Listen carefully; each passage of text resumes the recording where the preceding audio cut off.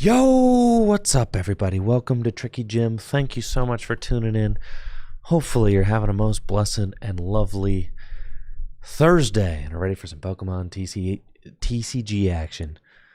Gym Leader Challenge edition, because that's what we've got on the schedule tonight. Gym Leader Challenge League Night here at Full Grip Games. And folks, it looks packed.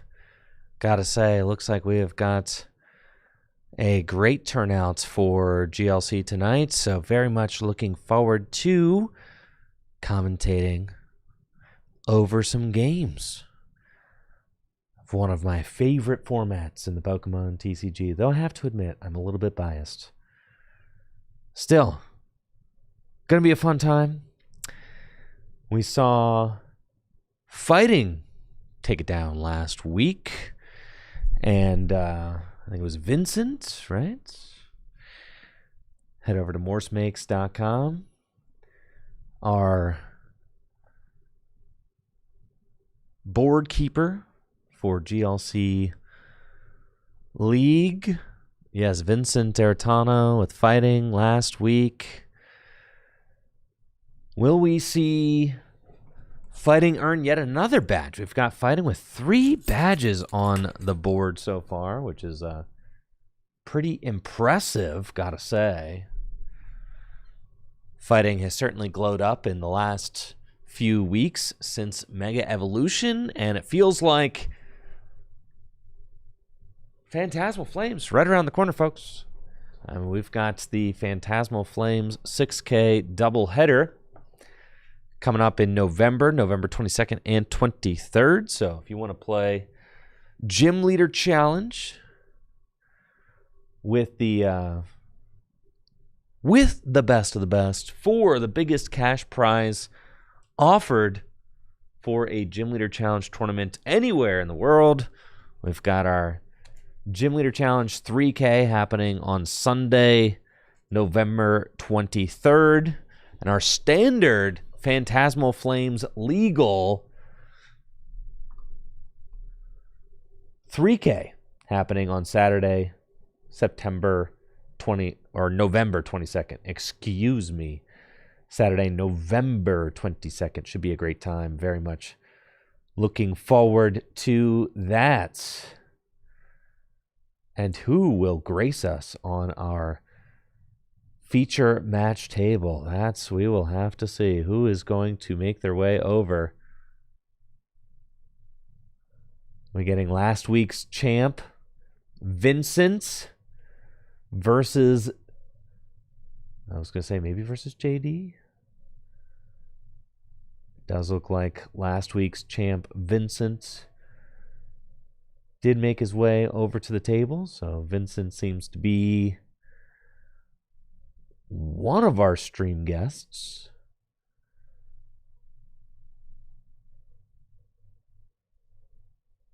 He was able to take it down with Fighting last week. And the cool thing about the badge race is that if you want to compete in the badge race, then, yeah, it is going to be Vincent versus JD.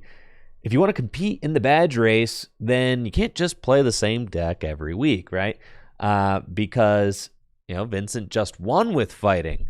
And if you want to be league champion at the end of the year, then you have to win the most amount of badges. So the badge system does kind of pressure players, or I shouldn't say pressure, but does encourage players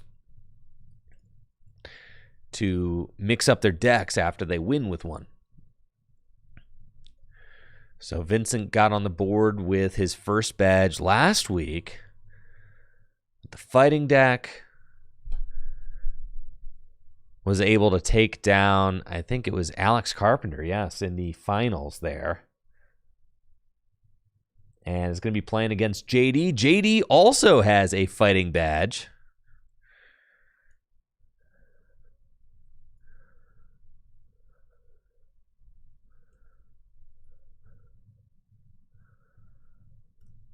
So both of these players Fighting badge earners. It's Full Grip Games League. We've got 18 players, 5-rounder tonight.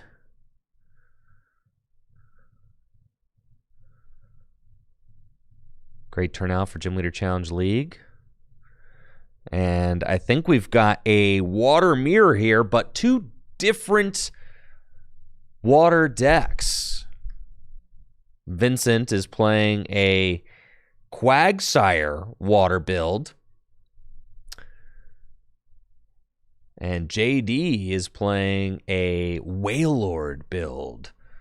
The Special Waves Wailord build. Wailord from Silver Tempest, one of the just the biggest, most difficult to knock out Pokemon in Gym Leader Challenge formats. Keep in mind, Gym Leader Challenge format is a non-rule box format, so you can't play any Pokemon with a rule box. So in this card pool, where there are no rule box Pokemon like Wailord from Silver Tempest, just some of the nastiest Pokemon around. Wailord from Silver Tempest got 200 hit points and the jumbo-sized ability, which makes it take 30 less damage from attacks. And then Special Wave, 120 damage, and if it has a special energy attached to it, it does 120 more damage. So 240 damage for 4 energy, kind of crazy. And this Special Waves Wailord list will be trying to get this Wailord up and running and then heal it with cards like Mallow and Lana. And then, gosh, it's just occurring to me, the new Giant Cone card, or jumbo-sized cone or whatever, probably going to be pretty good for this Wailord list as well. The new Jumbo Cone that comes out in the upcoming set, Phantasmal Flames, the Ice Cream Cone, right? Makes it so that it heals 80 damage from a Pokemon that has 3 or more energy attached to it. Dude, I didn't even really think about the application of that card in Gym Leader Challenge format, but that's kind of a big deal, giving these tank and heal decks just another healing option. Mallow and Lana obviously is a good one, but it's a supporter card that you have to play. Whereas if you're playing the Jumbo Cone or the Giant Swirly Cone or whatever it is, if you're playing the Giant Swirly Cone in your deck, it heals 80 from any Pokemon that has 3 or more energy attached to it. Obviously, Wailord, good target for that, will consistently have many energy attached to it, as it takes 4 energy to attack. And you could do something like Irida for the Ice Cream Cone. If you Irida, you can get a water Pokemon, also get the Ice Cream Cone, heal your Wailord, and then keep swinging. You could also Arven for the Ice Cream Cone. I think the Ice Cream Cone could be really good in Metal as well, right? If you're playing like a Kaparaja build, the Kaparaja that does like 220 with the muscular nose, takes 3 energy, and yeah, muscular nose, 220 damage. But if it has 8 or more damage counters on it, this Pokemon can't use muscular nose. So could be a cool little strategy for your metal deck as well, as there's a lot of times where the Kaparaja will take a hit. You could just go get the cone, and the cone will probably put it back in range to use muscular nose again. So that's kind of cool. I like that. I like that. Well, now I'm all thinking about the cone. And I have to go see like what its not official translation. What's it being translated as? Giant, large size cone. Jumbo ice cream or something. I think it's jumbo is the word. Wumbo, I wumbo, you wumbo, he, she, we, wumbo. Wombology.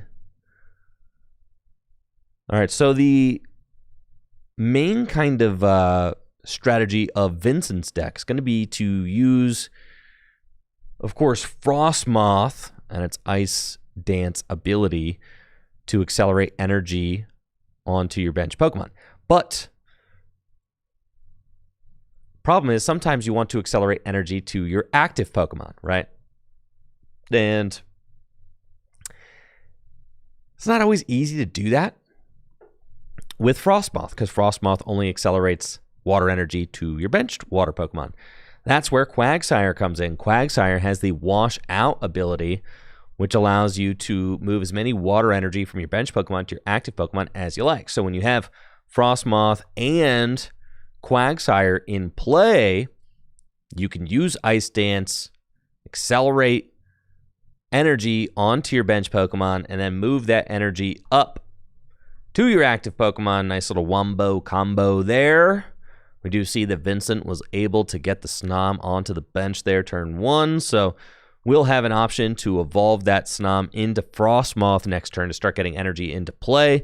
Looks like JD's playing Cynthia as his supporter for turn, does find an Evolution Incense, could use Evolution Incense to either go get Wailord or to go get Drizzile, which then could go get something else with its Shady Dealings ability. Shady Dealings, one of the strongest abilities in Gym Leader Challenge formats. It's an evolve ability, so when you evolve it, you get to search your deck for a trainer card, put it into your hand, and then evolves into Inteleon. Well, that's not Inteleon. That's a Manectric EX. What in the world is going on here? Manectric, you don't belong there. Evolves into Inteleon, which also has the Shady Dealings ability. What in the world is going on with that? You're supposed to be Inteleon. Where hath my Inteleon gone? It looks like my Inteleon somehow turned into Manectric EX. I don't really know how that occurred, but it did. I will fix it.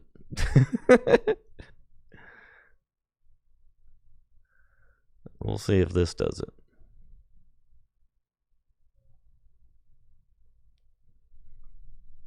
There we go. Beautiful.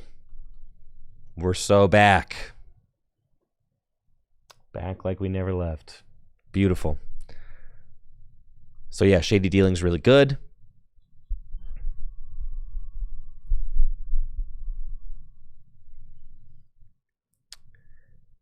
JD also got the Snom on his bench. Passes with Wailmer in the active spot. We see Vincent got a pair of balls there, Dive Ball and Level Ball. Conveniently allows you to search out both Frostmoth and Octillery, which we see him going for now.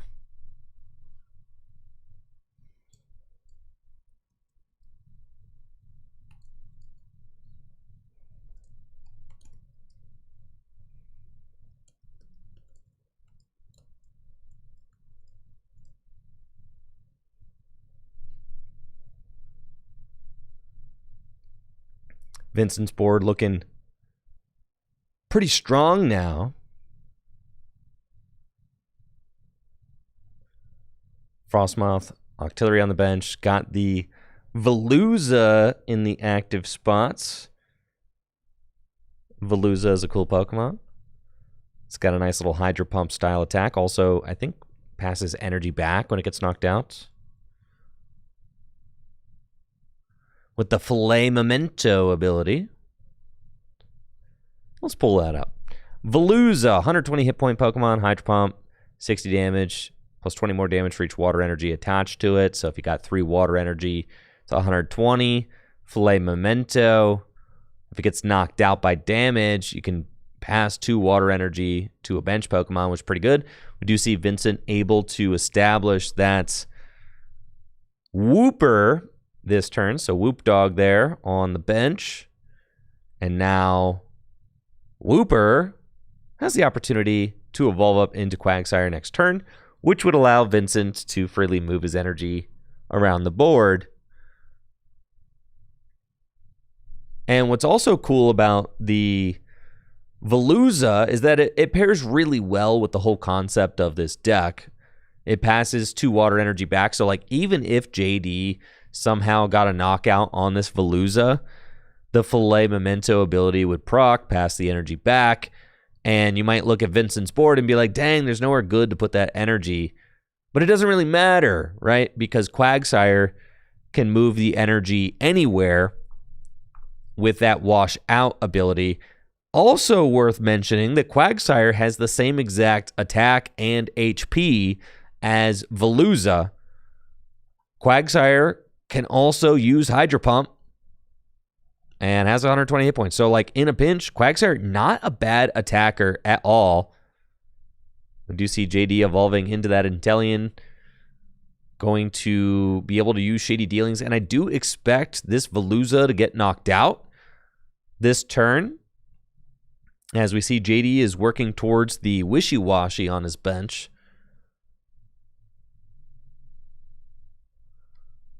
Wishy-Washy can do 130 damage. We also see JD considering Lost Zoning, potentially with the Lost City, thumb to the front. Also considering a Gladion play. Looks like it's going to be Level Ball and Gladion. Level Ball can go get Frostmoth. And then JD must have something in the prizes as well worth getting if he went for Gladion there. Probably the Whale Lord, if I had to guess. Does have a water in hand, so can play that. Also has Escape Rope, and look at that beautiful rope there. God, I love that one so much. I think it's Japanese exclusive Escape Rope art, I think. Finds Hisuian Heavy Ball off the prizes, so now with Gladion and Hisuian Heavy Ball next turn, JD will be able to confidently get whatever he wants out of the prizes, that's for sure. Vincent gets to keep his Veluza, but does have to sack the Wooper off of the Escape Rope. And JD takes the first prize of the game with Hydro Splash for 130 damage. We have a pot-helmeted Wishy-Washy. That is a thick Wishy-Washy. That is a basic Pokemon with 210 hit points. That's just very large, okay? It's extremely large for a basic Pokemon.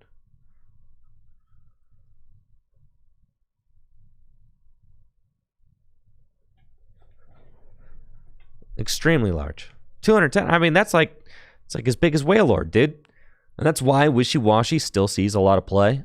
It's just like obscenely big for a basic Pokemon. Now, it does have the Scatter ability, which it can be a blessing and a curse, most would argue.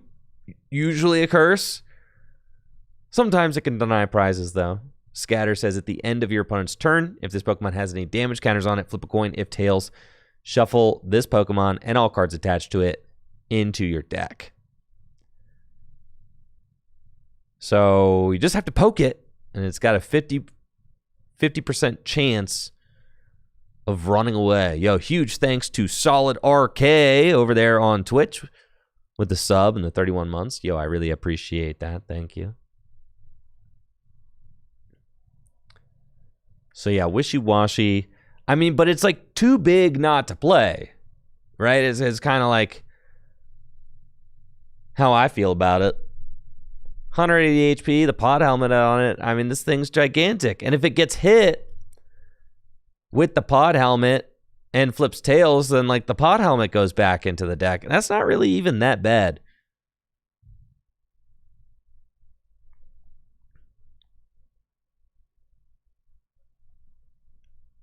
All right, so let's see what Vincent's got here. Water energy attached to Veluza.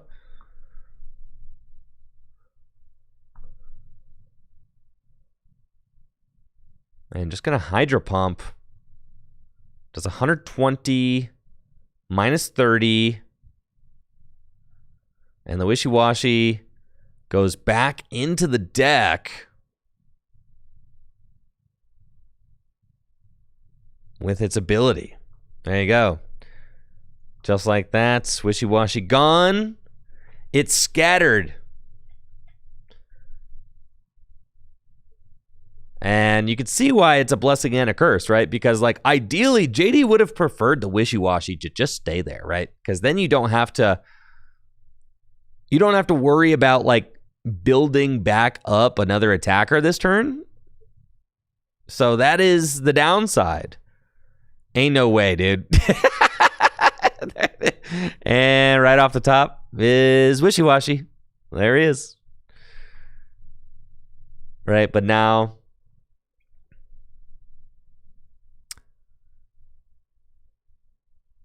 no energy.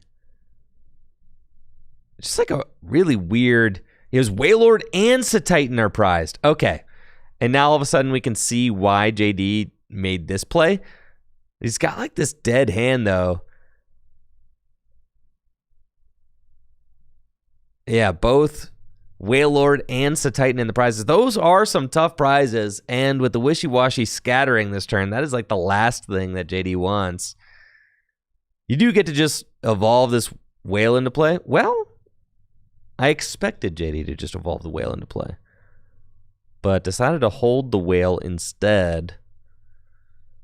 Does have Raihan in hand, though, but I don't know that JD has any basic water energy in the discard pile because the Wishy-Washy scattered back into the deck. You see how, like, Wishy-Washy's scatter ability is definitely really bad for JD right now, right? Like, really bad.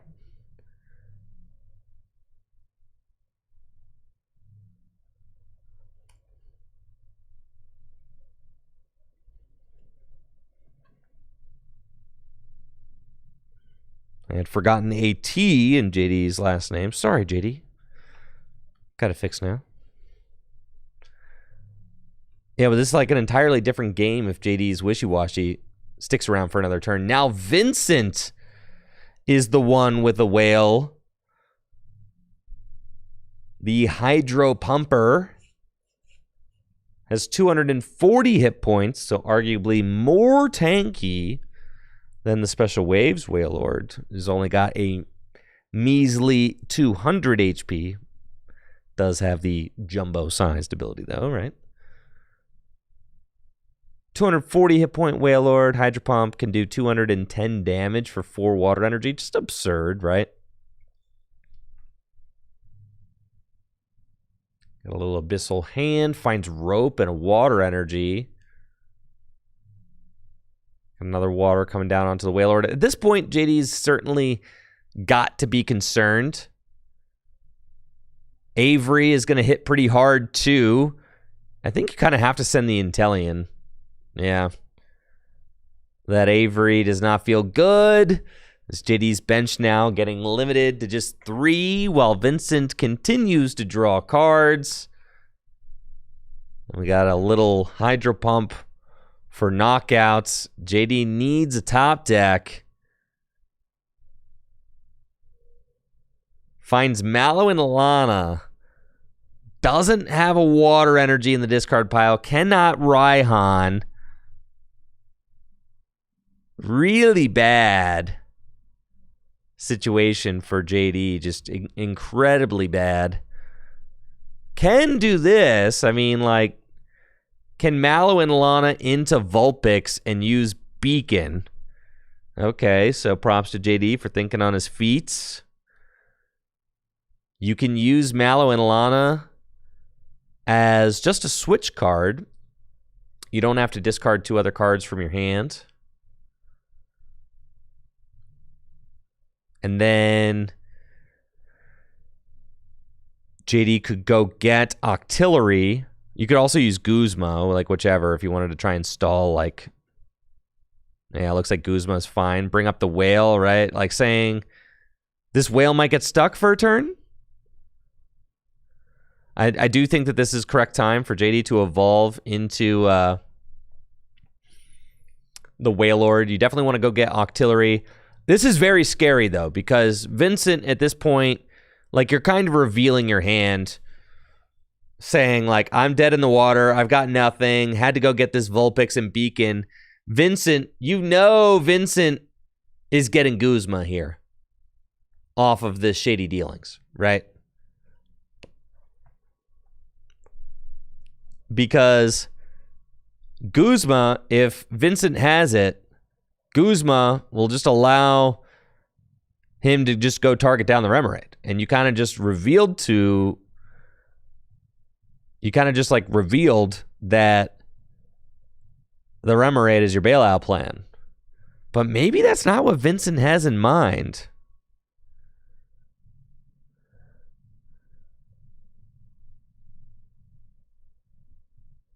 I disagree with this play from Vincent.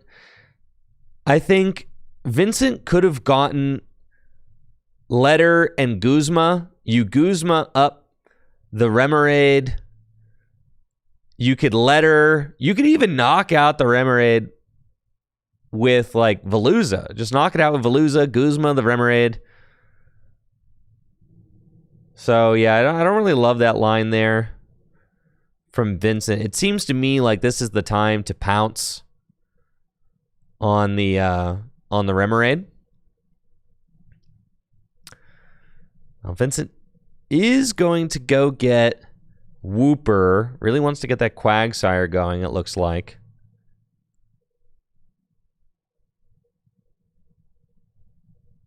I do think I would have liked to see a Guzma, because Guzma is like twofold. It's not only a switch card, it's also a gust card. It's both. That's why it's so good. It's like Prime Catcher. Chaotic Swell. It's funny that this game is tied on prizes. Oh, this is really tough. Frostmoth having to go down, just brutal, right? Because that's like JD's ticket to accelerating energy.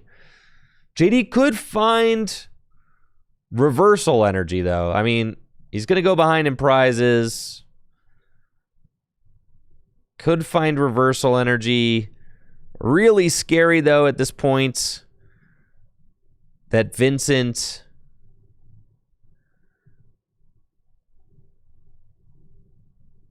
has that whale completely built up in the back. Playing N as the supporter, I get it. N does disrupt JD's hand. I mean, JD just searched for Octillery, but, like, JD's hand was miserable. So, like, I think JD would much rather have a fresh set of 5 new cards than have to rely on that Octillery to bail him out. Yeah, and as we can see, he's got Lily already. It's pretty good. Rescue Stretcher, going to allow him to maybe start bringing some things back. But I have to say, I mean, it seems like Vincent is going to start running away with this game. Water Deck can mount a comeback, though. I mean, all the recovery cards are here, right? You've got Nessa in hand. You've got Super Rod and Rescue Stretcher. All those cards are in hand. Does seem like it's not a bad time to play these. You really want to get the Moth back. You want to get the Intellium back. You want to like, you want to get like all of it back. I think it'd be smart for JD to play like Nessa, get back Drizzile, Intellion, get back Drizzile, Intellion, Snom, Frostmoth, and then I would Rescue Stretcher, Drizzile, Intellion, Snom, Frostmoth, Rescue Stretcher for Sobble, and then Beacon is what I would do, I think, this turn.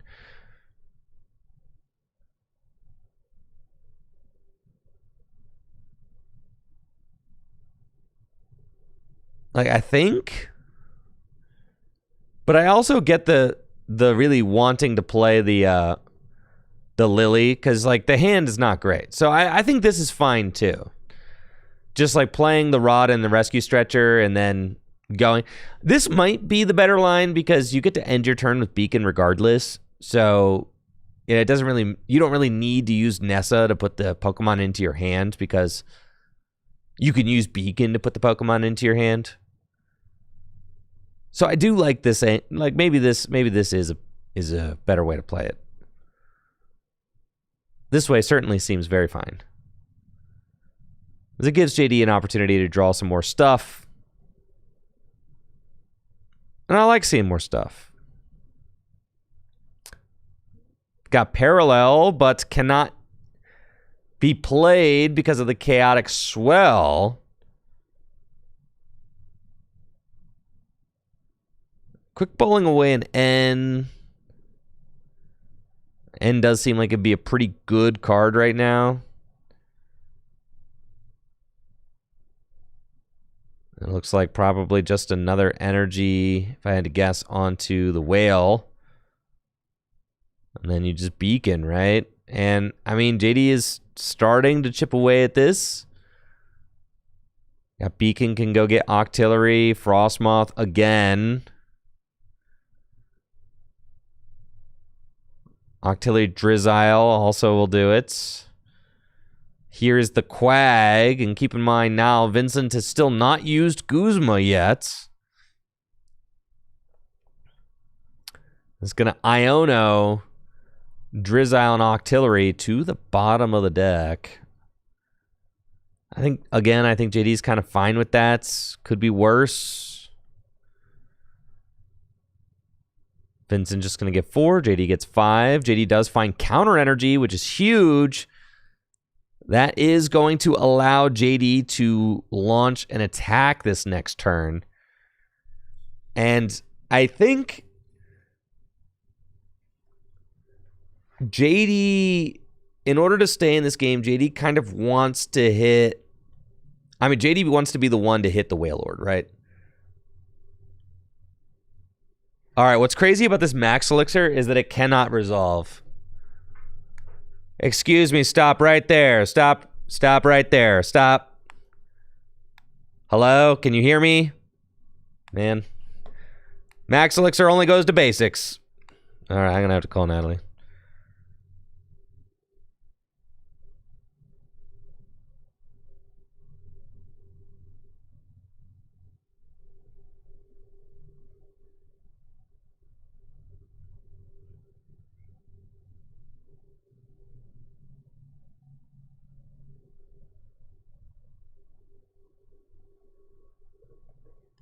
Hello, hello. Can you hear me?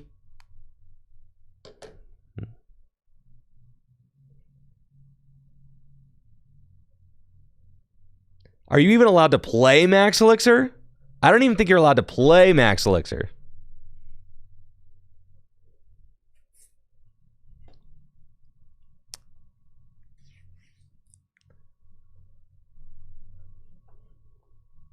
So I think it goes back to Vincent's hand. I do not think that you can play it.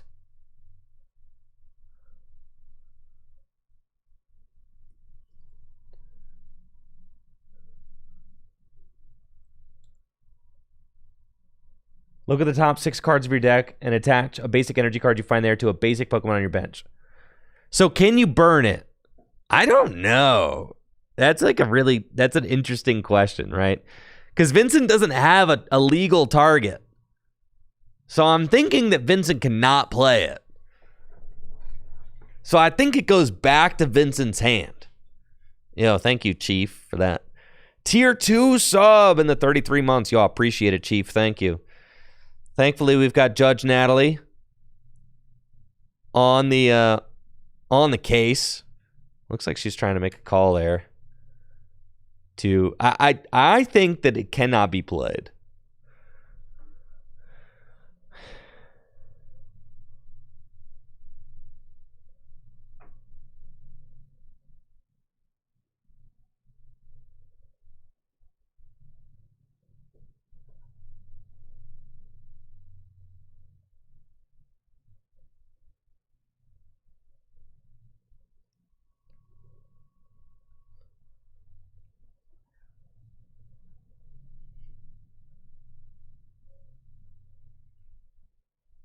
Yeah, because it's like playing it with no bench Pokemon at all.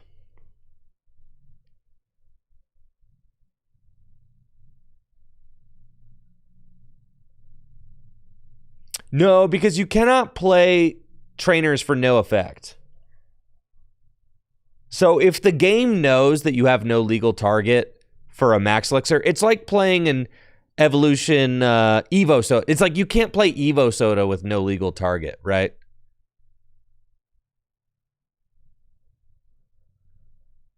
So you cannot burn it. So the water energy goes back into the deck.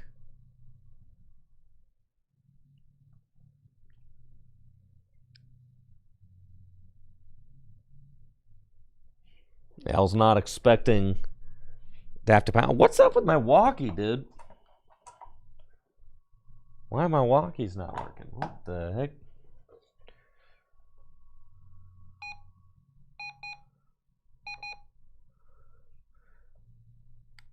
Can you guys hear me? Dang, and JD's got the Guzma on the whale. That's crazy. All right. Dude, we've got ourselves a game here, folks. I mean, Vincent might be up 3-5, but JD with the Guzma.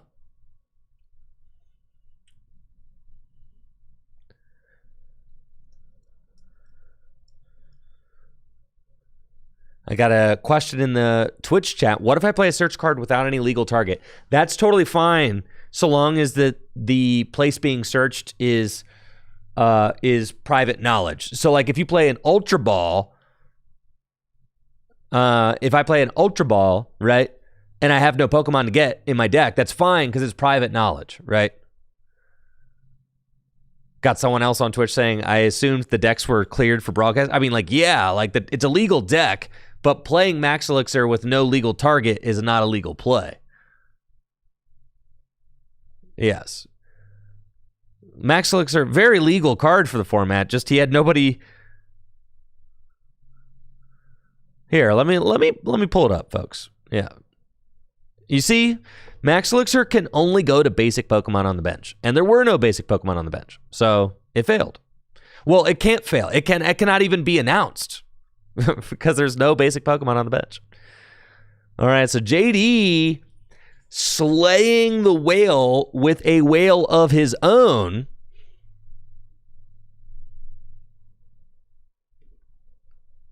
A big knockout. You know, we've got some whale-on-whale violence here, folks. That's crazy.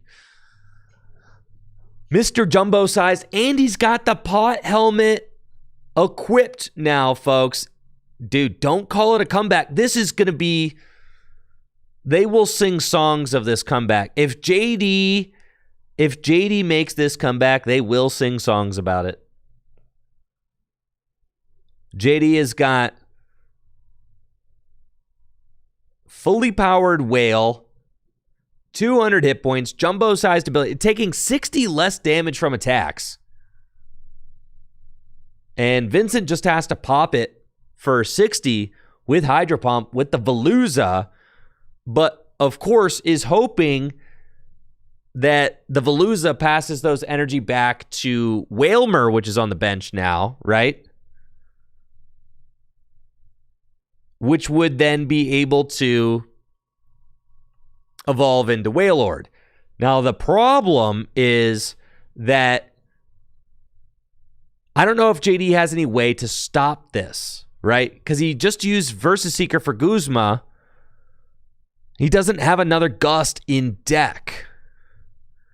I think that this is the 100% correct play from JD going for Iono, because he knows, like, look at Vincent's board. Vincent has a pretty big deck still. No, you know he has Wailord in hand. Inteleon is completely evolved up. So now you play Parallel, force Vincent to discard 2. It's got to be Inteleon, you know? And then you Iono, right? And you hope that he can't find the Wailord. I mean, that's all you can do, right? And then hope that off these 3 cards with the Octillery, hope Vincent can't find Wailord. This is a really strong play from JD, the best he's got for sure. You know, a lot of these water lists not playing boss's orders, so no option in JD's deck to target down another benched Pokemon.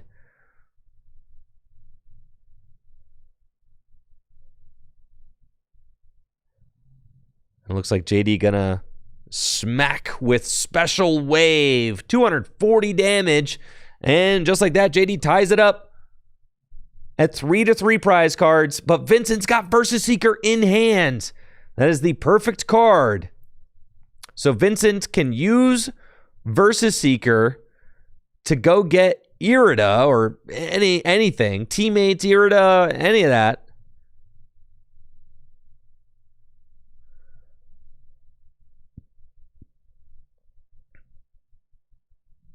There's Teammates. Teammates would certainly be the card.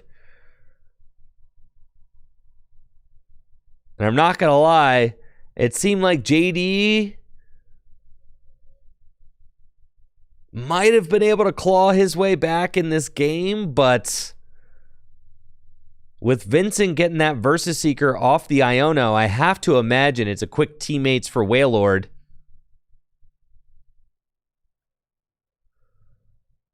And then Vincent should just be able to sweep with his own whale. Looks like drawing with Octillery first. Is there something that I'm missing? I thought that the whale was in the deck. What am I missing here, folks? Why are we doing this? What am I missing? Why did Vincent not Teammates for Wailord? Is Wailord not in the deck? What's going on? What's happening?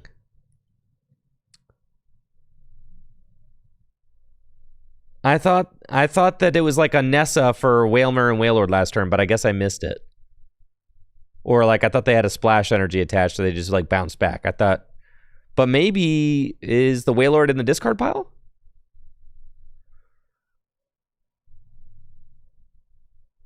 Holy cow, and he draws it. I can't believe it, dude. You gotta be kidding me. Wait, why didn't we Verse Seeker for Teammates? Holy crap, dude.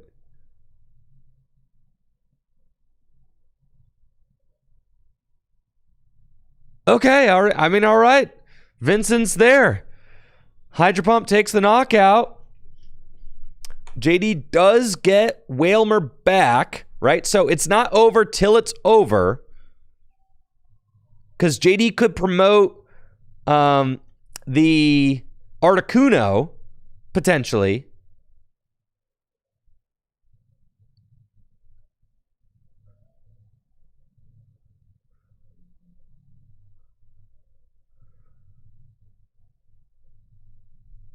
I would say JD just has to make sure that he has a special energy left for the Wailord. It looks like he does, and it looks like he maybe has just enough energy. Oh, he has Nessa too. He's going to get Nessa and Aqua Patch. I think that's fine. I think he's still got access to Reversal Energy as well. So long as Vincent doesn't gust this Wailmer somehow.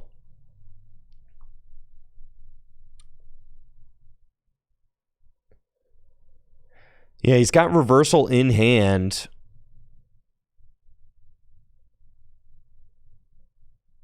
So no Articuno promotion. I mean, the Articuno's got the Blizzard availability, which means that it blocks Pokemon from being gusted on the bench. So, like, pretty big deal. And we'll see what Vincent's got. 2 to 3 prizes, a minute and a half left. I mean, this game could end up in a tie if Vincent doesn't hustle. This game could end in a tie, folks. Maybe I'll see if Natalie will give them a little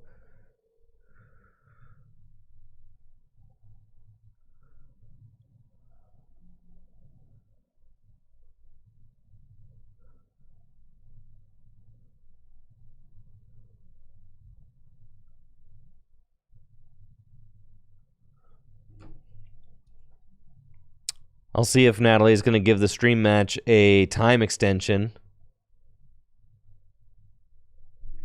And she did. So, time is winding down. They probably have like a couple minute extension here.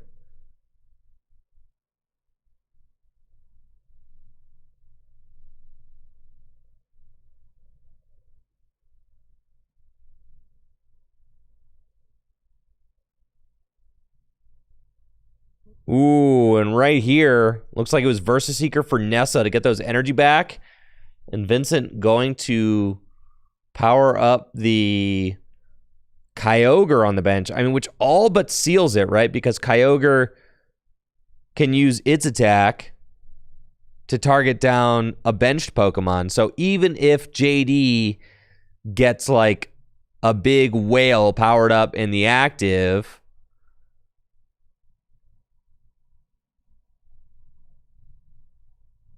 Dynamic Wave can knock out any of JD's bench Pokemon. So that is the issue here.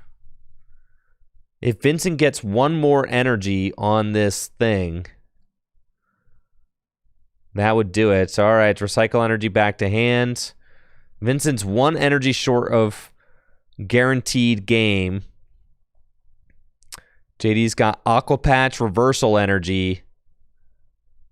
Nessa can go recover. I guess Articuno, like why not? Frostmoth, Wishy-Washy, just get some Pokemon back, sure, whatever. Like maybe an energy seems fine. Time is certainly winding down.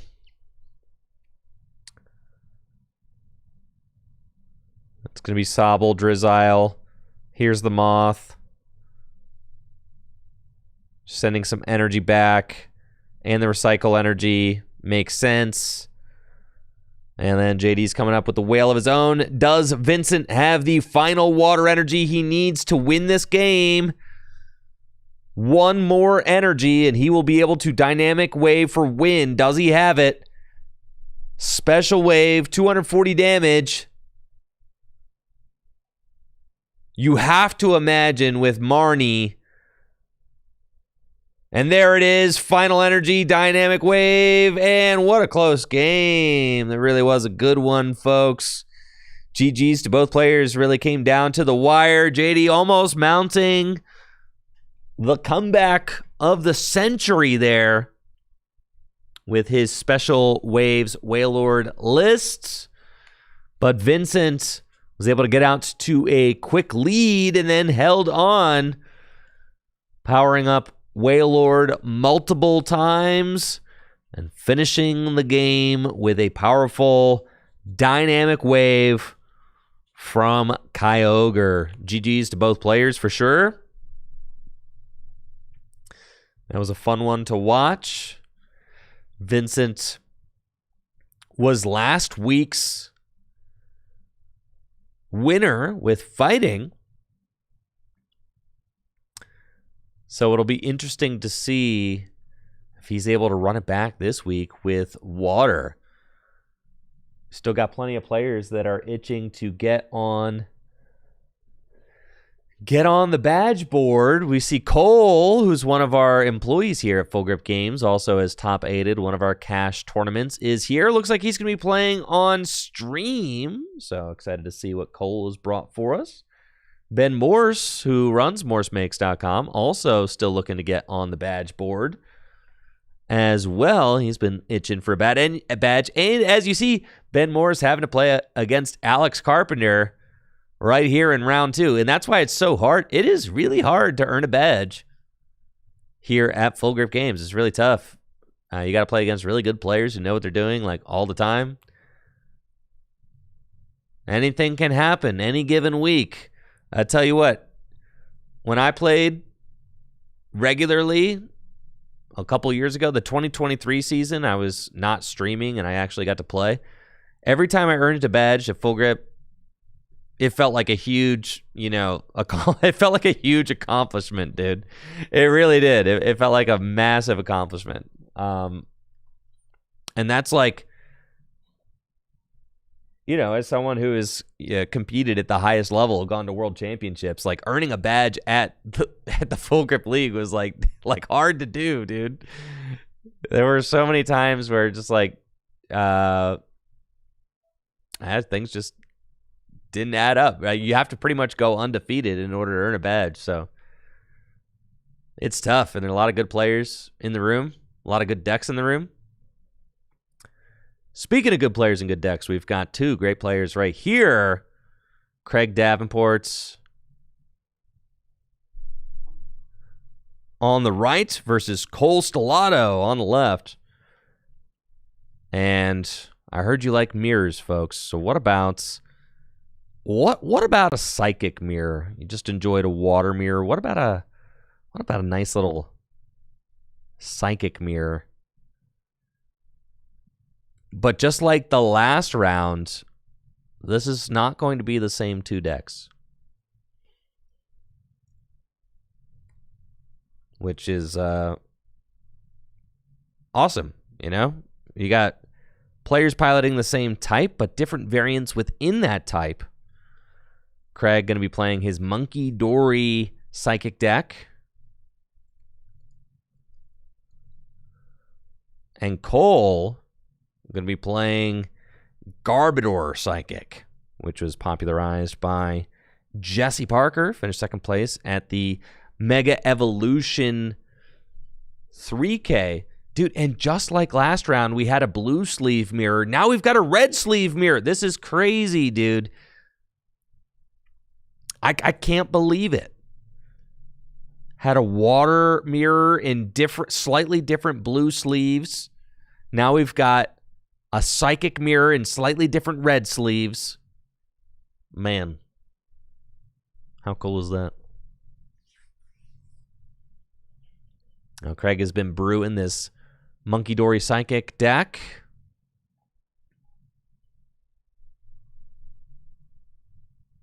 He just narrowly lost to John Patterson the other week.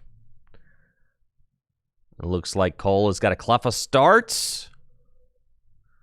Maybe accidentally drew an extra... Oh, did not draw for turn. Okay, there you go. So, gonna want to make sure you draw for turn. Drawing for turn is good, folks.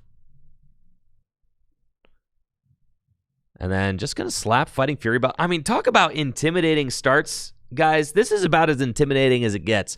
Iron Boulder, Energy, Fighting Fury Belt, turn one going first. Cleffa in the active spot. Your turn, bud, right? And it's just like, okay. Cole didn't play a single card to the discard pile. Like, didn't put a single card into play that went to the discard pile. No item searches, no none of that. But is threatening turn 2 180 damage. That's just really good, right? And now Craig is going to have to figure out how to not lose to that.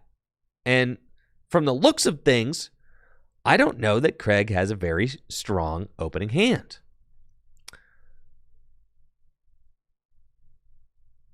Let's take a look. He's got Battle Compressor. I think he's got like a rare candy. I really don't think his hand looks very good. Okay, no, it's fine. It's fine. It's fine. False alarm, folks. The hand is loaded. He's got Quick Ball and Iono. He's totally chill. All right, so he's got Battle Compressor. Obviously, Wobbuffet. It's one of the first cards you chuck with Battle Compressor because Wobbuffet, though a strong card, is completely useless in the Psychic Mirror.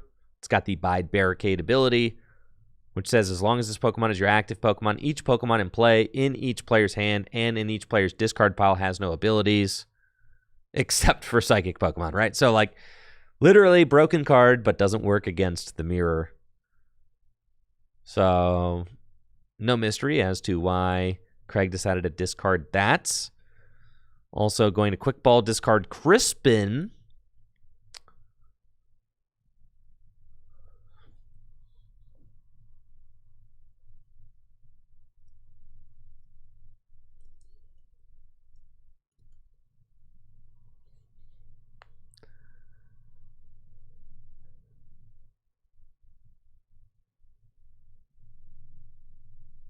And it's going to go get Ralts. Psychic Energy to Tina and Iono.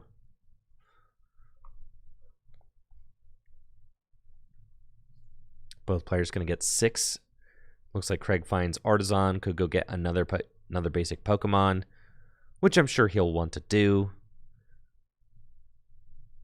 Now, Craig's version of this deck is like a very spread-oriented version of the deck. Yo, shout out to Jesse Parker with the 5 gifted subs. Let's go, Jesse. I really appreciate that. Thanks for the love, brother. Hopefully you're doing well. I've got Jesse coming back for a 3rd tabletop stream where we're going to be showing off new decks from Phantasmal Flames. Oh, Jesse with the 5 gifties. Yo, thanks, Jesse. Hopefully you're enjoying the new pocket set, dude. I know, the 3-peat, dude, can't get enough. I'm saying, it's been great. Phantasmal Flames is coming up fast. Dude, midnight pre-release is tomorrow. Midnight pre-release for Phantasmal Flames is tomorrow. Halloween. I also finally got to tell Jesse, I finally beat Donkey Kong Bonanza last night. Thank God, honestly. I've been, not from lack of, like, being able to do it. I just, you got a kid at home and work. It's just like, it's just hard. It's hard to find time for video games these days, guys. It just is, But I finally, it felt like a huge accomplishment. I'm like, dang, dude, I beat another game like that. Anytime I get to, like, finish a video game, it feels like a very big accomplishment to me. Because I've also realized in life, I can't give up on video games now, because sometimes I'm just going to have to go multiple weeks at a time without playing a video game. I just have to be able to pick it back up, or else I'm never going to be able to game. So Bonanza, that game was certainly worth, like, I definitely went like a couple weeks here and there without playing, but I knew I was always going to come back and finish it because I was really enjoying it and having fun. So yeah, it was awesome. I'm glad I finished it. So very excited about that. And it looks like Cole this turn just decided to get out Trubbish and went for a big eek, fill his hand to 7. Now, Craig did let that field blower fly. Something interesting about Cole's list, Cole is playing Garbodor. Garbodor's got the Garbotoxin ability, which could turn off all of Craig's Pokemon's abilities, which could be a really big deal, right? We talked about how Wobbuffet doesn't work in this mirror match, but tell you what, Garbodor certainly does, okay? Garbotoxin says if this Pokemon has a tool attached to it, each Pokemon in play in their hands and in their discard piles has no abilities. Just that simple. God, I love this card. Any Garbodor lovers out there, I just freaking love this card. I feel like it's perfectly balanced. It's got to have a tool card attached to it. If you want your abilities, you got to remove the tool. If you want to lock abilities, you got to evolve, then find the tool. I feel like it's just such good ability lock balance. You have to, like, set it up. You have to commit deck space to it. You have to find the tool. You got to commit deck space to enough tools. Craig, second energy on Tina in the active. It's got Miss Magius now. Yo, the Miss Magius back in the deck.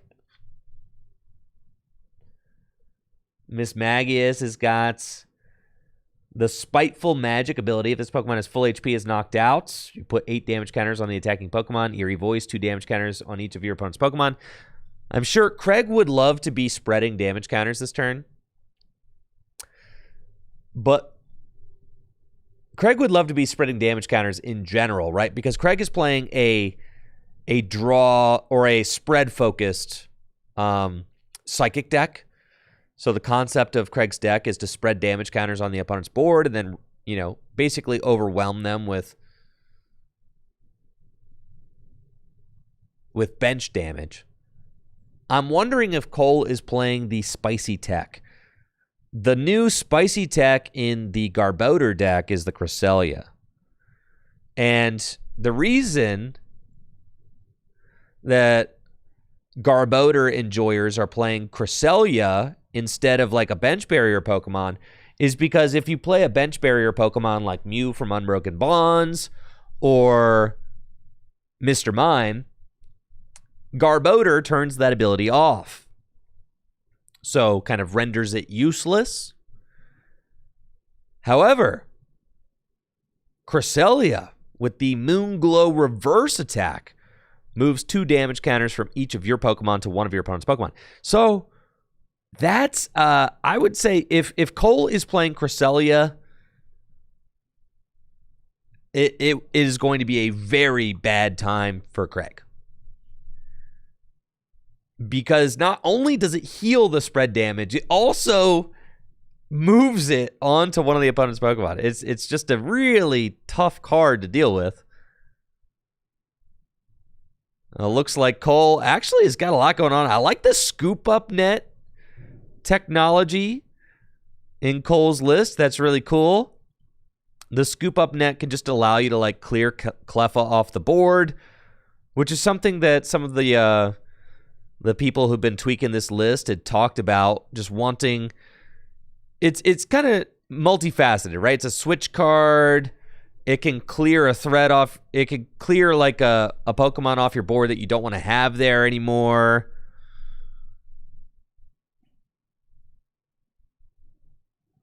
Getting the Cleffa off the board is really good. It's no longer needed, right?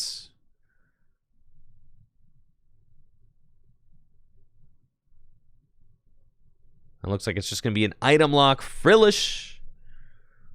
Little poke for 20. Oceanic Gloom. So Craig cannot play any items this turn. And it looks like Craig gonna just retreats. And we're going in with the Mismagius. And Mismagius will put 20 damage on everything with its eerie voice attack.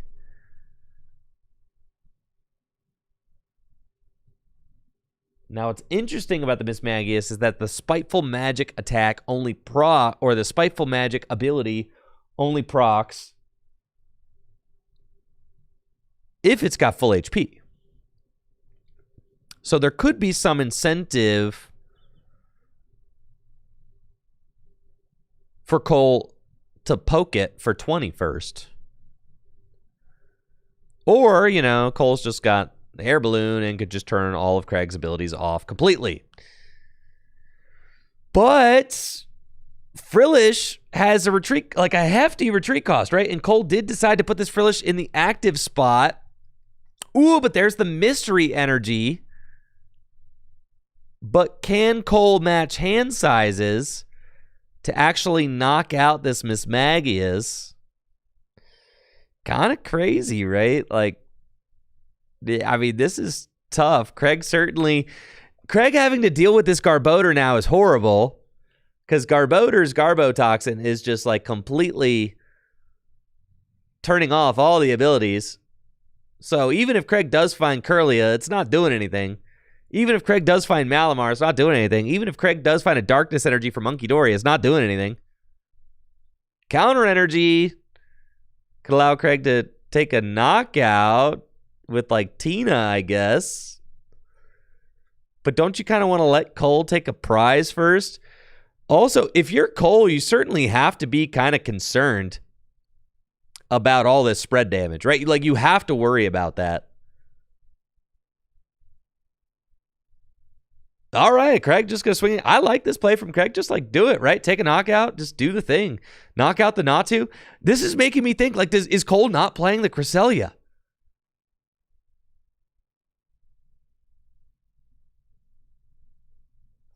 Is Cole not playing Cresselia? Cresselia has been the hotness. People been playing it. But it wasn't in Jesse's second place list from the Mega Evolution. And he does have the Cresselia. Oh, God. Yeah, Cole is and always has been a ball knower. This dude knows ball. Cole, every time he's ever come on my stream, he's known ball. And even though he took a couple months off Gym Leader Challenge, this is, I think, one of the first days I've seen him back at GLC League in a while. I know he's like going to school. He's also participating in shows because he's a theater major at Kent State University. But Cole, he knows ball, dude. So he knows that Cresselia is the hot tech in the Garbodor deck. And if you're Craig, got to be really worried about that. Because if Cole could get this thing into the active spot, use Moonglow Reverse, it's looking bad. This is bad. Craig's got to be not happy about that. Can't imagine. But can Cole get it in the active spot? The Frillish, again, retreat cost of 3. And no, Cole cannot get it into the active. The Frillish, and keep in mind, Cole had an opportunity to attach Mystery Energy to Frillish, didn't do it. Cole had an opportunity to attach Air Balloon to Frillish, didn't do it. So now you have to wonder, do you just...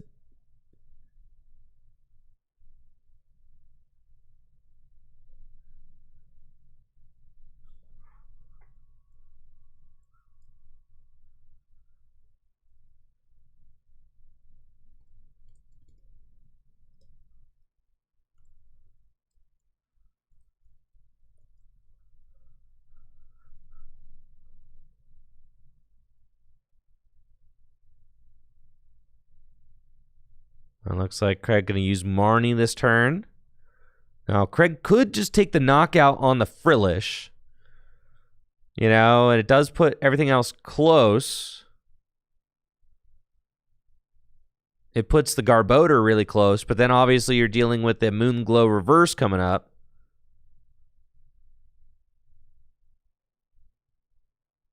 And it looks like, what else is Craig going to do, right? Like, just take the knockout. But then we know 80 of this damage is coming right back at you.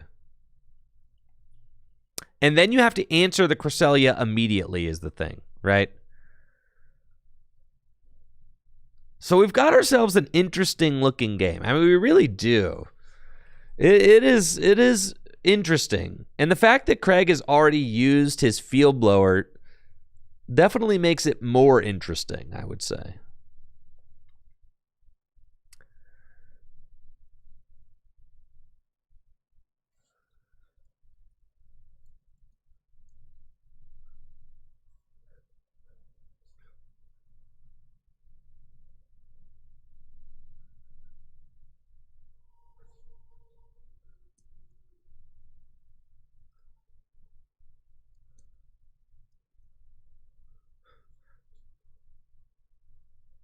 All right, we got a Moonglow Reverse. Took out the Mimikyu. Heals 80 damage from Cole's board. Moves 2 damage counters from each of his Pokemon. Now, what do you do? As Craig, you pretty much have to retreat into Giratina. And you have to just knock out the Cresselia immediately, right? You have to knock out the Cresselia immediately. Like, it has to go. I don't think there are any Psychic Energy in Craig's discard pile, so can't Tulip.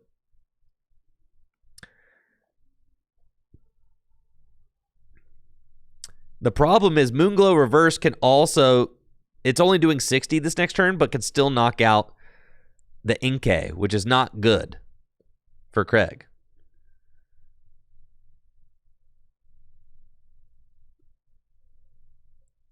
Would allow Cole to heal more damage, take another knockout. Devolution is not really taking a KO, right? Oh, the Trubbish! The Trubbish is only a 60 hit point Trubbish, guys.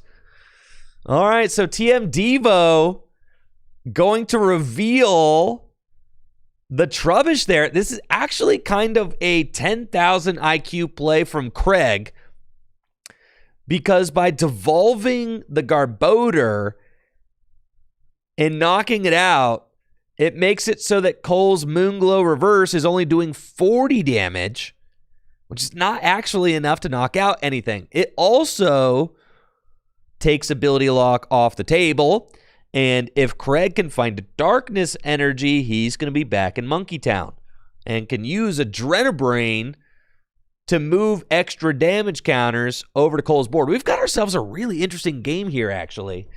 I do think that potentially the turns that Cole...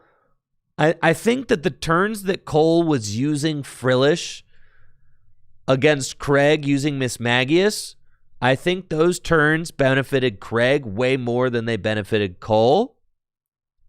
And I think that that is kind of how and why we are at this point in the game,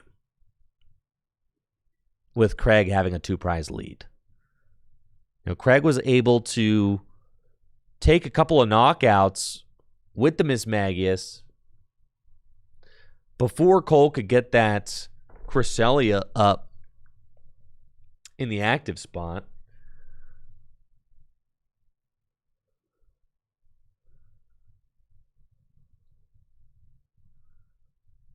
Let's see what Cole's going to do. He's got Mewtwo with Floatstone in the active.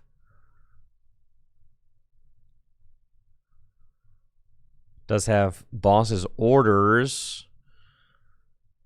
Craig's got a 4-card hand.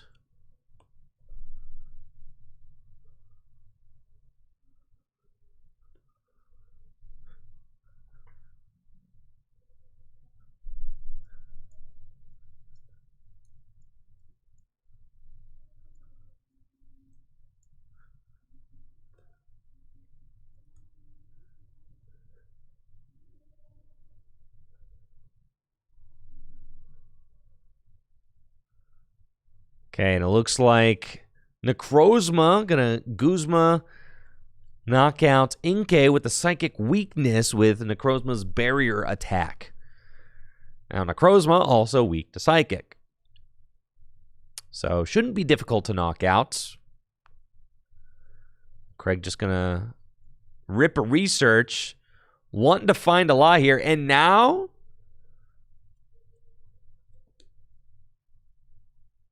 does Craig find Rare Candy Gallade? Craig does not have to worry about Ability Lock anymore, but does have to worry about the existential threat of Cresselia. Right? I mean, Craig wants to spread damage. You've got this Monkey Dory. Looks like I agree with this from Craig. Just knock out this Necrozma, right? And you could put 4 damage counters on one of your own Pokemon.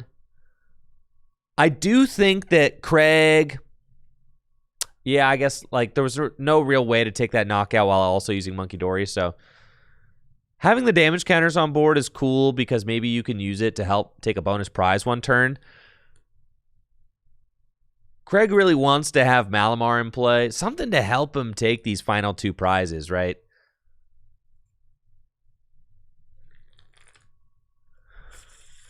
Yo, that's certainly an Inkay. Is that optimal Inkay? What Inkay is? I don't think I've ever seen this thing. I only know the one from Lost Thunder or whatever. Or Forbidden Light, excuse me. Forbidden Light is the only one that I know. Yeah, which one is this? Fickle Attack? No way, Cole. Hypnosis has got to be the better one.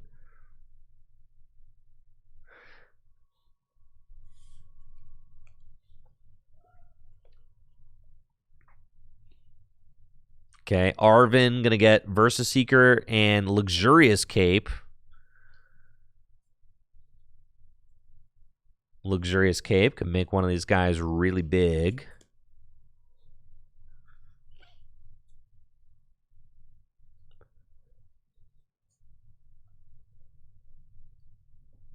Psychic Energy. Is that what's happening? Are we matching hand sizes? 4. Oh, Cole forgot to match hand sizes. Oh, God. No, Cole. No. No. No, Cole, no.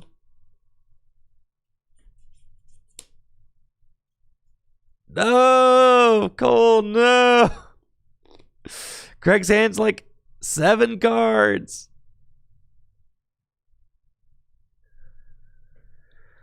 So what are we doing? Going up with Cresselia? Oh, God. That doesn't feel right. You know, and now the Mismagius is 10 damage away from being knocked out. But Craig, of course, has got the darkness energy. How does he do it, folks? How does he do it? Monkey shenanigans online. I can't believe it.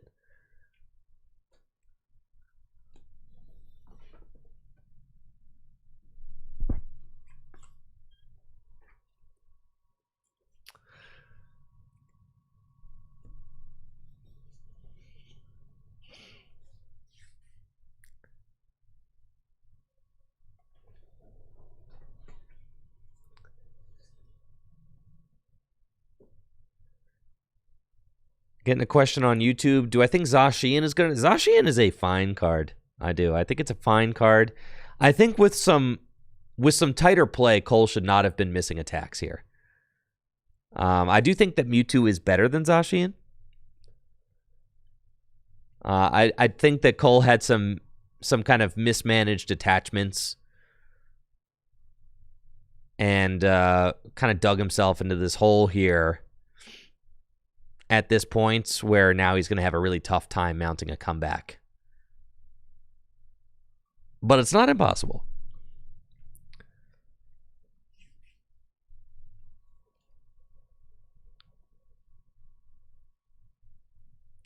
Stexon asking, are there now enough basic Pokemon and Psychic decks to make Penny a considered inclusion? I think I like the Scoop Up net better. You can kind of just like play it on the fly. I don't know that the Psychic Pokemon are tanky enough to warrant Penny. I think I like Scoop Up net. It can also allow you to just pick up Garbodor in a pinch. Like if you decide that you need to break your own ability lock, like instantly, you can do that. Like maybe the ability lock has served its purpose and you've gotten far enough ahead and you just need to like break the ability lock so that you can establish checkmate, right?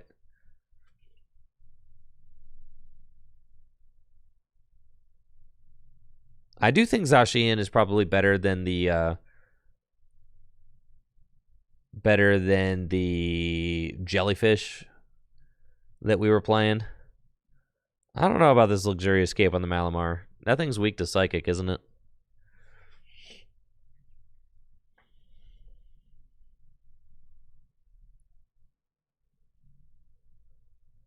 Yeah, that Malamar is weak to Psychic. I could not see that there. Luxurious Escape certainly better on the Mimikyu.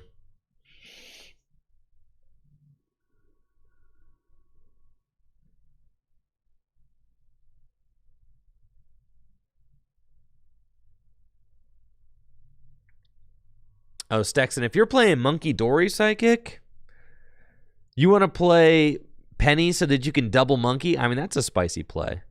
But is it really worth the consistency, right? I mean, because you're probably going to see it.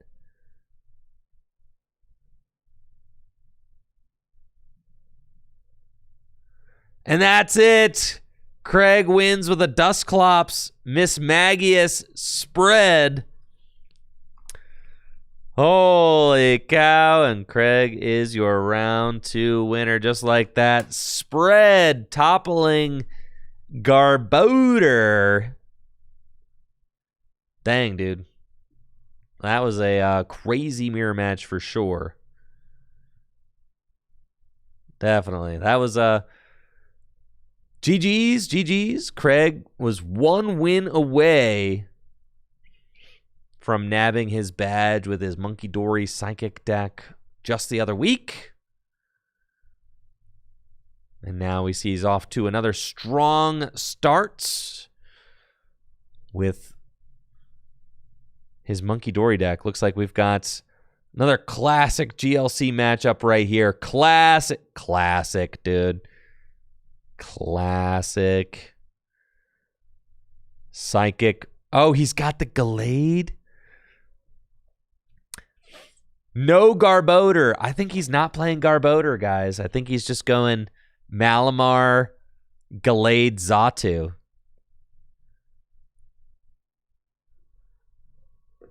All right. And Alex is on water today. Okay.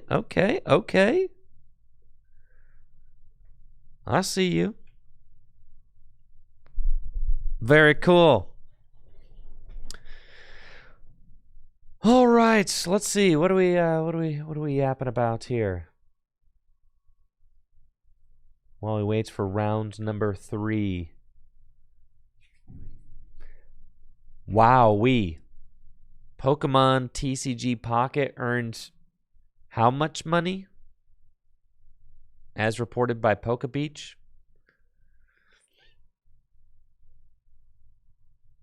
Holy cow. You guys see this? TCG Pocket earned $1.25 billion? Sparked current Pokemon TCG shortages? I can't even comprehend that amount of money. To celebrate its global launch a year ago today, Pokemon TCG Pocket has released a video revealing the following stats. 18 billion booster packs opened.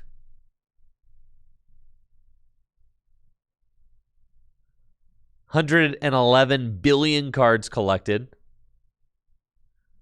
96 million trades. 12 billion battles. 490 million showcases created. 6 billion likes. 150 million app downloads. Pocket players collected 10 times more cards than physical Pokemon TCG printed in its best year. However, it's not a one-to-one comparison, since players received 2 free packs a day, right? From the immediate convenience of their phones. It's true.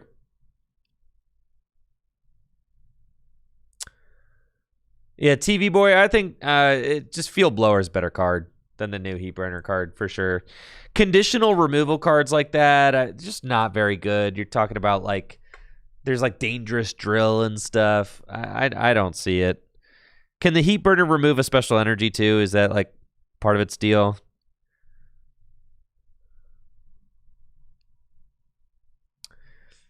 I forget exactly what it is, but I remember discard a basic fire, choose a tool, special energy, or state. Nah, couldn't see it. Why would you play a conditional card?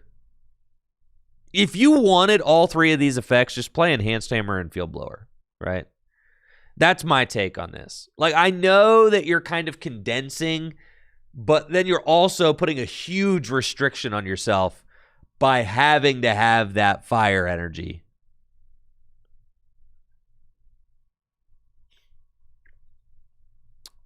Yeah, I couldn't see it. Fire's got so many problems that I couldn't see playing a card like this.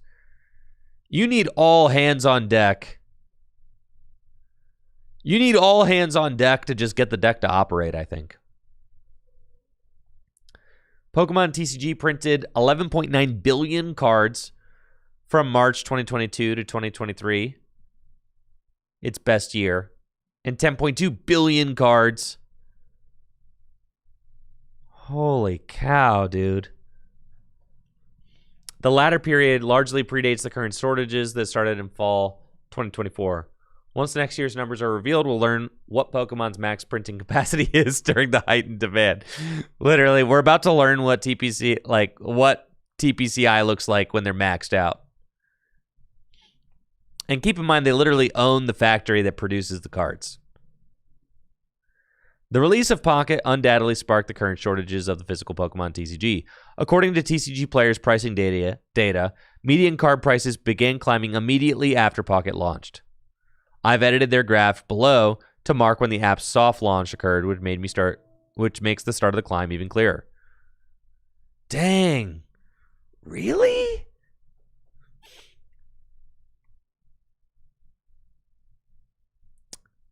God, that's crazy. You think so? No. Correlation does not prove causation, chatters. It does not. Hold on, I'm going to fix my light real quick.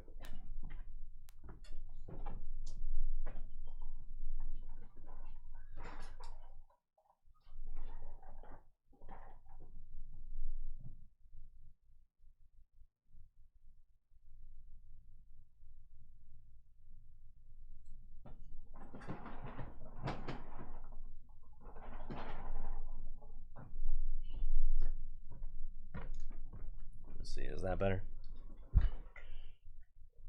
Oh, yeah, that's better. See, I fixed it. Good. Correlation does not mean causation, dude. Now, still, it's a pretty solid correlation. I think it's not unreasonable to say. I don't think that you can't claim causation. You can't. I mean, that's what he is, right? Sparked current. You can't really, like, you don't know that. But, like, he's probably right. But you don't know that, though, right? What else could be the cause? It could literally be anything. You don't know. You can't, like, scientifically say. You don't know. You could guess. You can make a good estimate.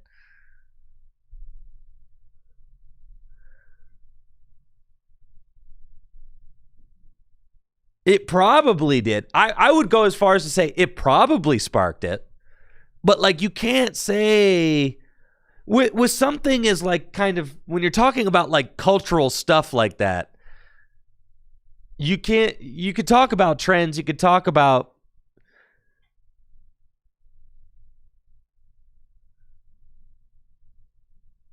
dang, that's crazy. I mean, he's probably, like I said, he's probably right. I mean, and look at these graphs, right? That's pretty nuts. That's so crazy. God, TCG Pocket just made Pokemon cards so much bigger. That's insane. Probably. According to App Magic, which tracks data from Apple and Google, Pocket's first year generated more revenue than the first year of every other Pokemon app ever released. Obviously.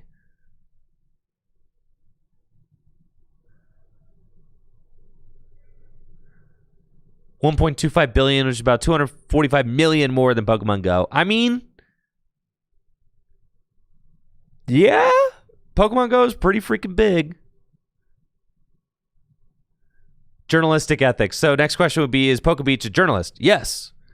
PokeBeach is a journalist. Yeah. Water Pokemon Master is 100% a journalist. Yes. Bam. Right there. Checkmate. John is a journalist. Self-described journalist. Right?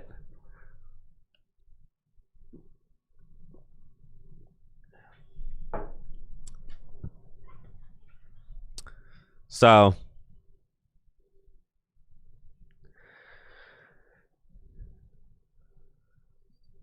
now, Water Pokemon Master is my favorite Pokemon TCG content creator.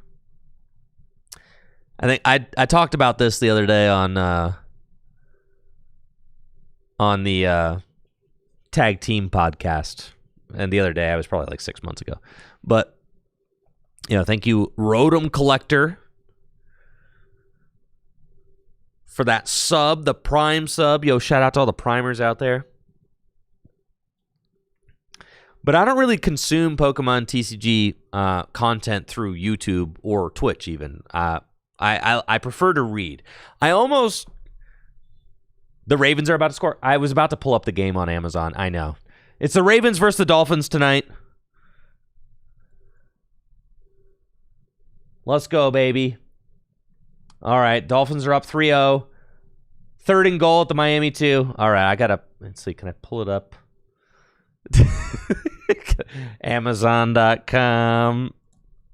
I could probably pull it up on my phone. Let's see.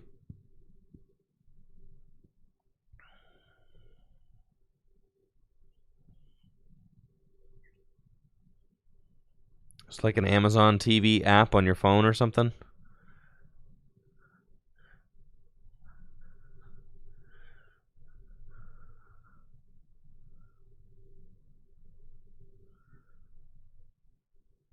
What is it called? Amazon Video? Amazon Prime Video? Oh, yeah, that'll do it. I got to be able to pull this thing up on my phone or on my... Yeah, here we go. Thank you, Jesse. Jesse got me with the link, bro. Wait, are they just streaming it on Twitch? They got football on Twitch? Did we just mess up 4th and goal? Are you kidding me? Why'd you even tell me about the Ravens game, man? I'm so bad, dude. You kidding me? I tune in and that's what's happening? Did we just miss up 4th and goal? You gotta be kidding me, bro. That better not be what's going on. You guys are gonna make me crash out on stream, dude.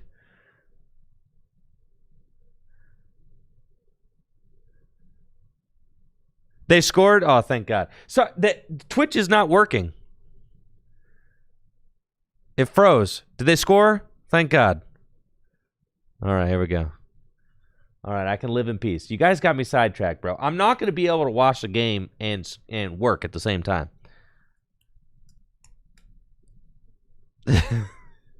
Oh, thank God. We scored. All right, we scored. We're good. Everything's good. Everything's fine. All right. I've got it pulled up on my phone now.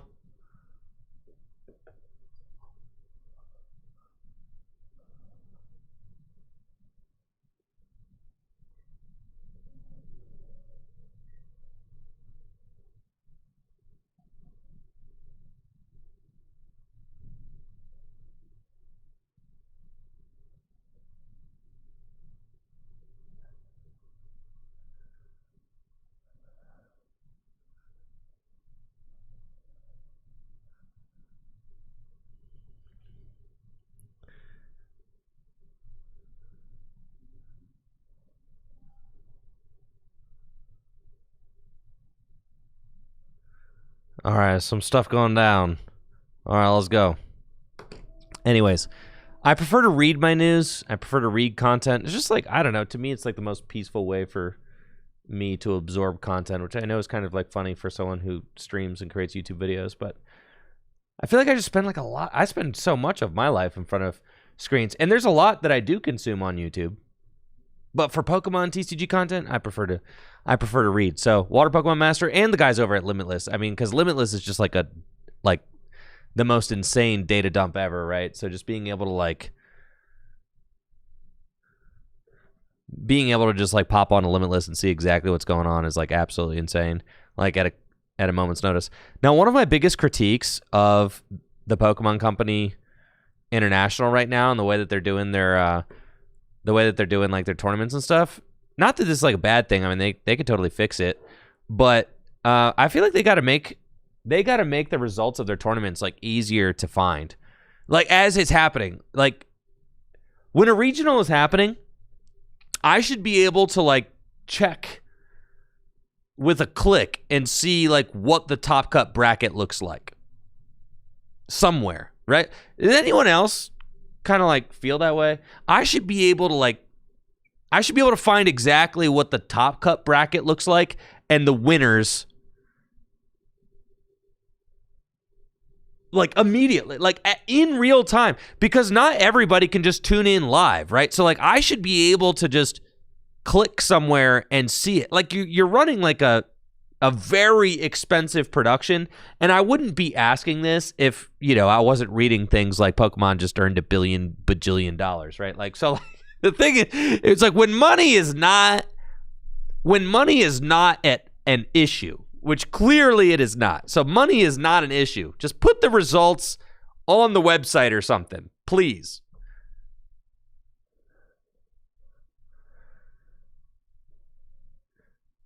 Oh yeah, baby. Yo, it's mirror mode today.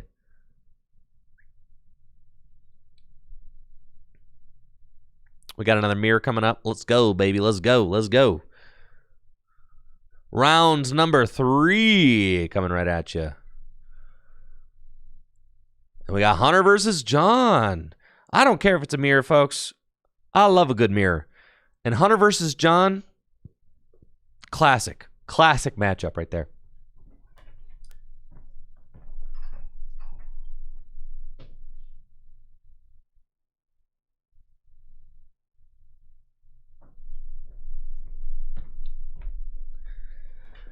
All right, what kind of mirror do we got?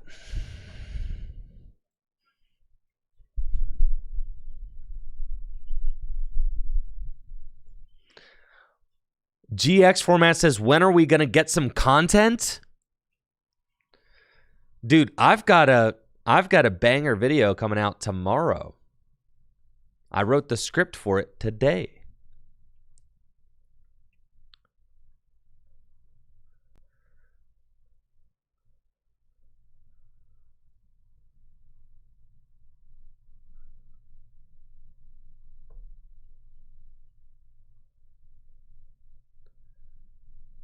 Yes, I've got a banger video essay coming out tomorrow. Not gonna lie, kinda. I think it's gonna get people talking. It's one of those videos, guys. It's one of those videos. I think it's gonna get the people talking. You're gonna hear people talking about it. People. Oh, they're gonna be talking. Is it a GLC video? No, it is not. It's a video about culture.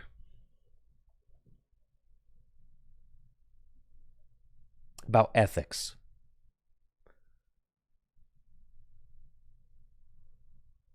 About integrity. It's about integrity, folks.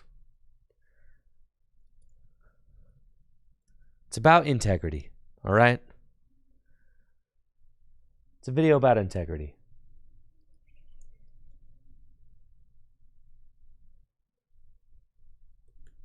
It's a video where I'm presenting facts and asking questions. All right, let's go. Round number 3 is upon us. Here at Full Grip Games Gym Leader Challenge League Nights. We've got John Patterson on the right versus Hunter Horak on the left.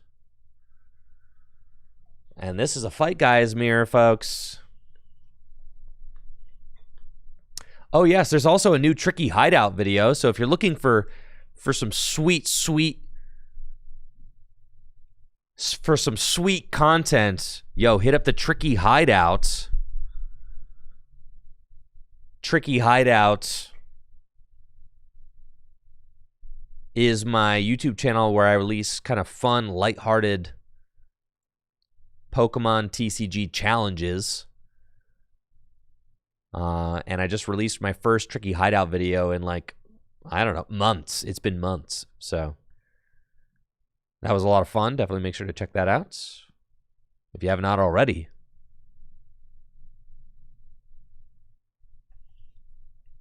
Let's go. Hunter versus John. Looks like we've got a fighting mirror.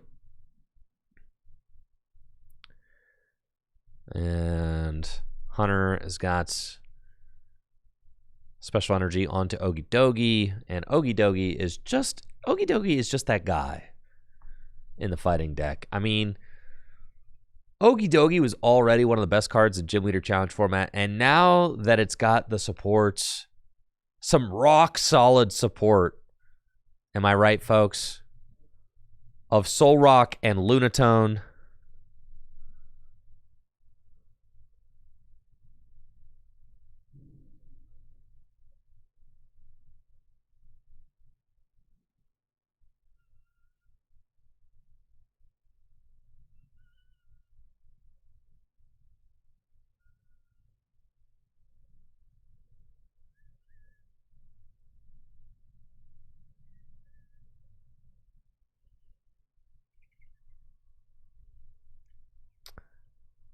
Yeah, with Soul Rock and Lunatone, I mean, you could just do so much. You could consistently get your Okie out. You could pressure Pokemon early with Cosmic Beam. You could draw cards with Lunar Cycle. It does look like this might be a closer to a 60 card mirror, right? And unfortunately for John, he started that Blood Moon Ursaluna. That is not the guy you want to have in the active spots. No. Blood Moon Ursaluna, more of like a cleanup guy.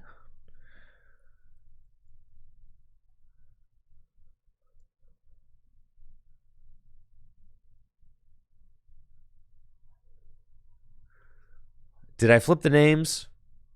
Golly. Yes, I did.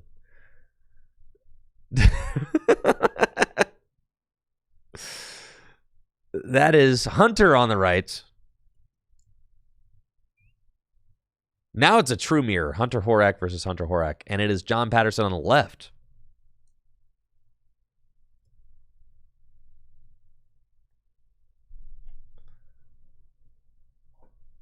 Hunter has Blood Moon Ursaluna in the active. Hunter. John on the left. Andrew, focus. All right.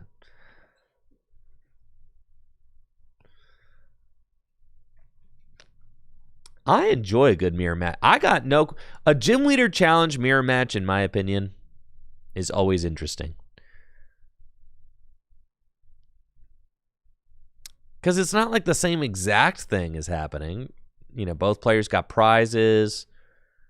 And the decks are singleton. So it's like, you know, things just get interesting. Interesting things happen when you're talking singleton. I mean, look at that. Hunter doesn't have an energy in play yet. Has a pretty solid board. Okie and the rocks. The rocks are out, rocking out.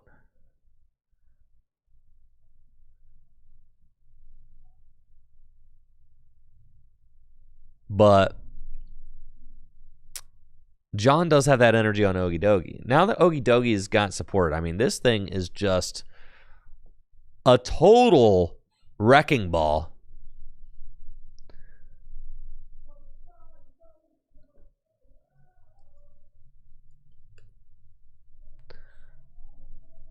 Good punch, dealing 170 damage if Okie has any darkness energy attached. And, of course, those rainbow energy, like prism energy, unit energy, they can provide both fighting and darkness at the same time.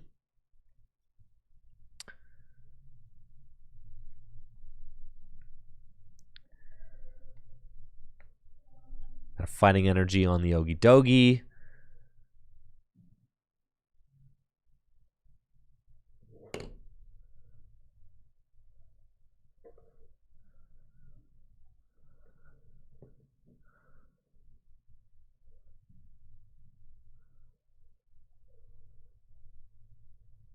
And Iono. Both players going to go put their hands at the bottom of the deck, get 6 new cards. It looks like, ooh, John does find Floatstone, so we are going to see a quick attack from this Okie. Here he comes. Is he a bear? Is he a dog? I don't know. He's the retainer Pokemon? Are you serious? That's what he is? The retainer. I'm reading his... What does that even mean?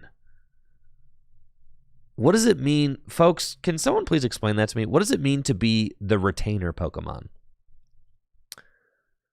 Okie is 5'11", 203 pounds. Weirdly similar stats to me.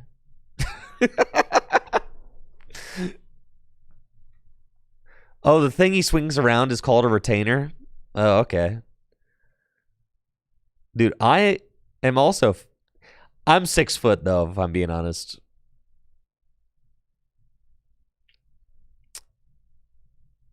Yeah, dude, can't lie.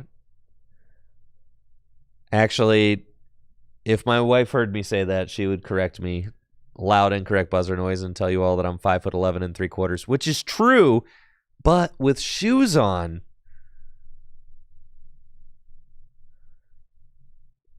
Which I always got shoes on in public. My hair with hair, bro, 6 foot. But yeah, so me and Ogie Dogie, and honestly, 203 pounds, that's probably like, I might be like 205, but I just ran a half marathon this past weekend, so it might be 203 now. Also worked out of the gym this morning. Yeah, it might be 203. Who knows?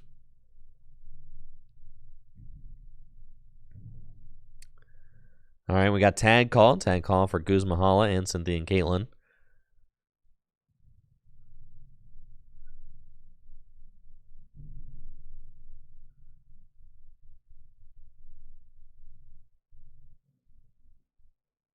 Can Hunter answer this Ogie Dogie? John's got like a very intimidating board right now. The Ogie Dogie in the active spot, the Lucario on the bench, just ready to like back it up, right?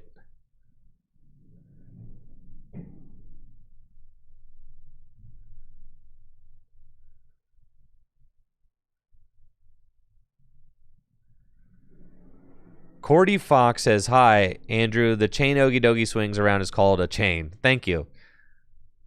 Retainer here is used in the classical sense. Pecharunt is their retainer. Huh. I don't know. I guess that makes sense.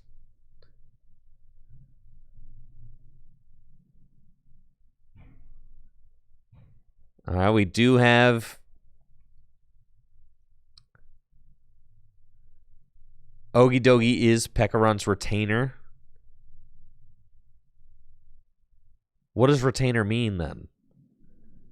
Yeah, what is the lore about around them? Listen, if it didn't come from the Pokemon cards, I don't know. So I don't know the relationship between Ogie Dogie, Pecharunt, Pheasantipity. I did not play the DLC.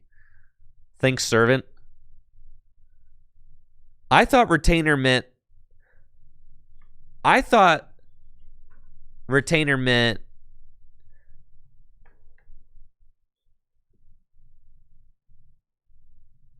yeah, I don't know what I thought retainer meant.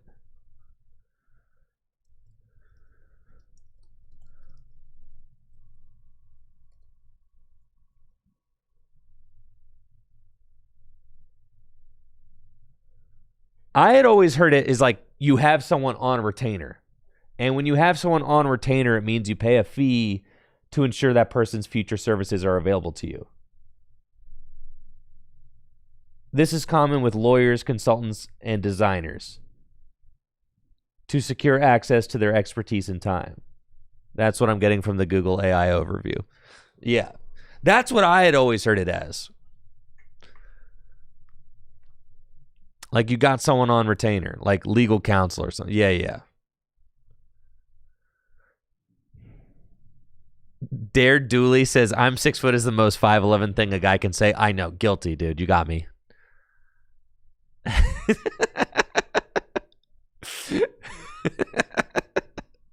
I'm actually 6 foot is the most 5'11". I'm actually 6 foot is the most 5'11" thing a man could say.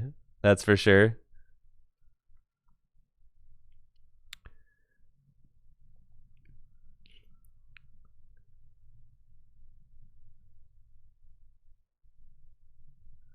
All right, so the Lucario just has to swing this turn, Avenging Knuckle, 150 damage, but because of Ogie Dogie's ability, the Ogie Dogie actually has 100 more HP, so going to be sticking around with a fat 230 hit points.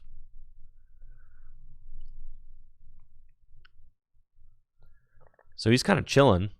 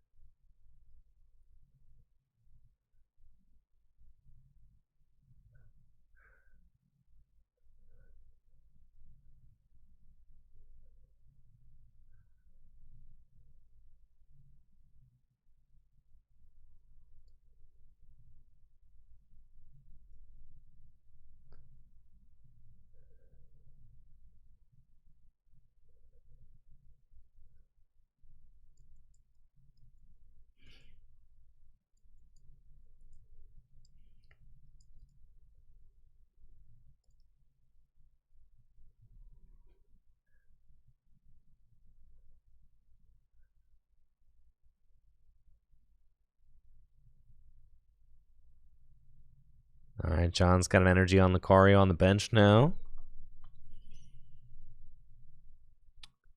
Marshadow down, and Okie dokie. Gonna take another chomp out of those prize cards.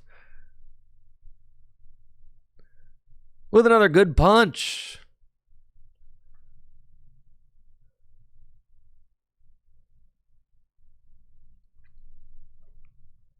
Let's see what Hunter can do to respond.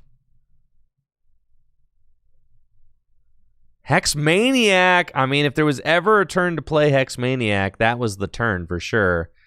Hexmaniac turns off Okie Doki's Adrenaline Power ability, which in turn knocks it out. And then ideally, Hunter would be able to serve up an additional attack. But I don't... I mean, was Ting Lu the best promotion here?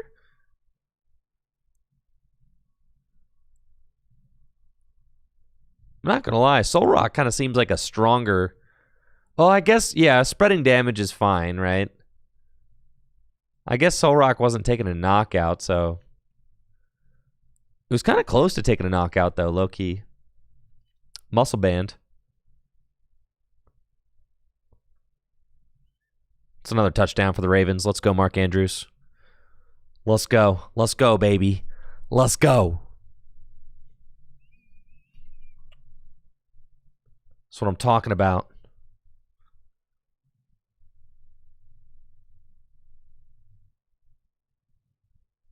Beautiful. You'll love to see it.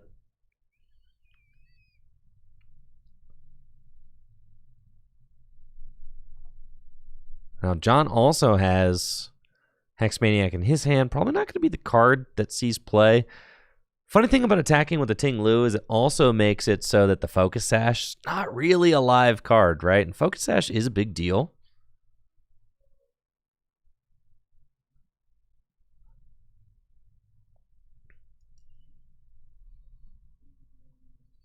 Now, Focus Sash preventing those one-hit knockouts. But now all the Sash are broken.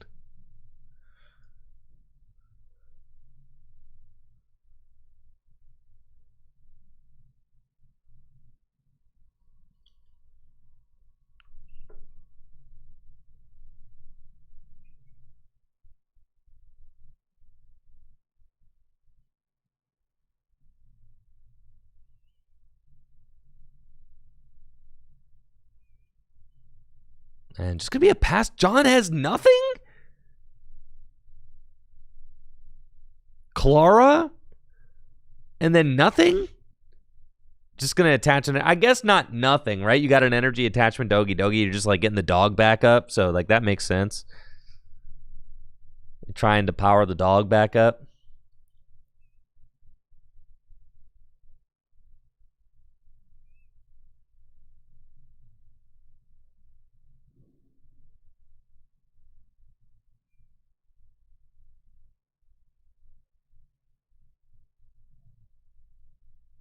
Dude, are the Ravens back?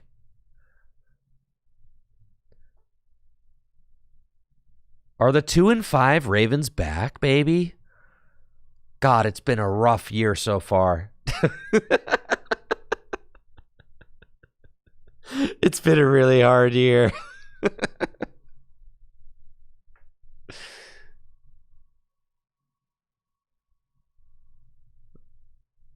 All right, Hunter going to go get Arvin off the Pokegear. Doesn't even look at the rest of the options. Knows what he wants.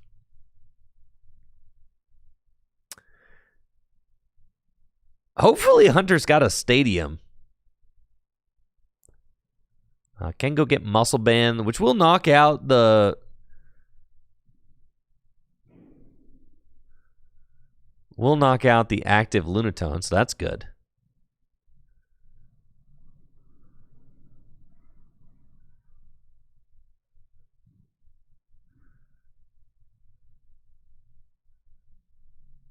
All right, we've got Schmuck Tux over on Twitch says, I genuinely do not understand the interaction between Prism Energy and Okie Dokie with its ability.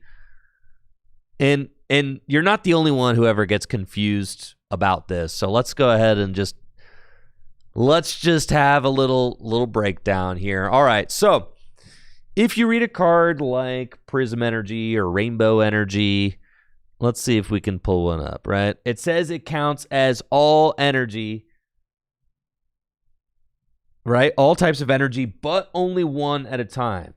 And the word that's confusing, the phrase that's confusing and that makes people confused is that the energy says only one at a time. So when people read a card like Prism Energy, they read it to say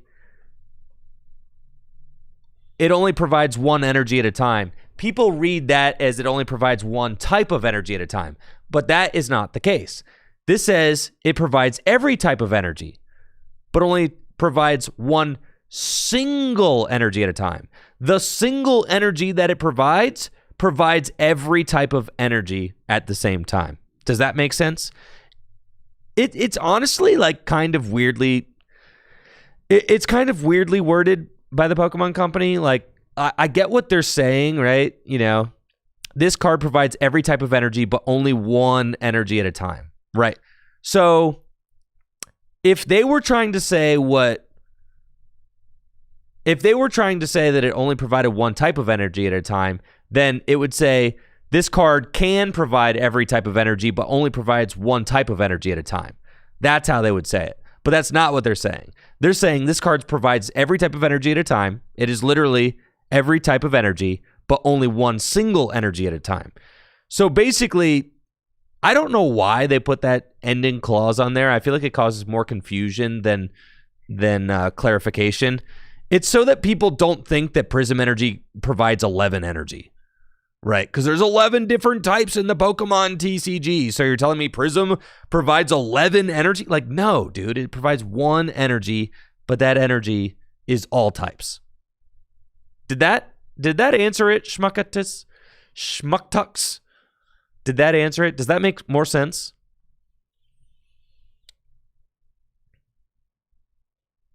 It provides all type of energy,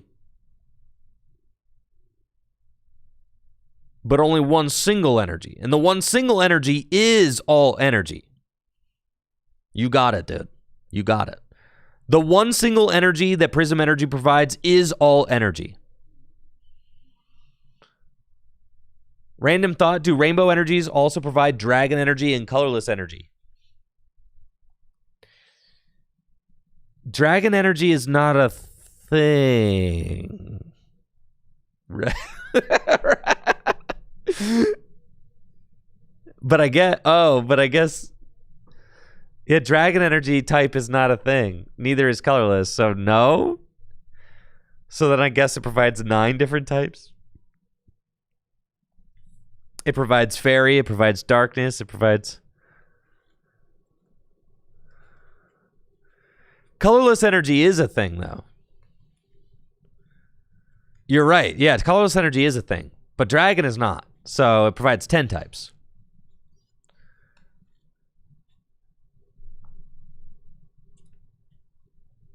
All right, going to be a Hex knockout from John. Goes up by a single prize, but Hunter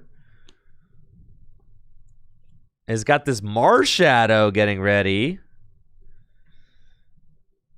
Are we about to Marshadow up here?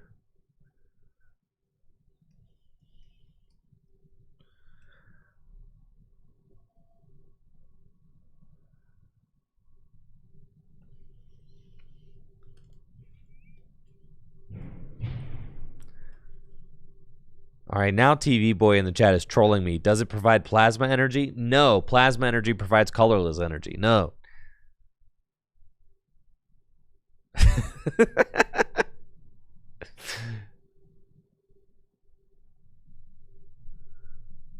Hunter going to use Karina. Go get Premium Power Pro.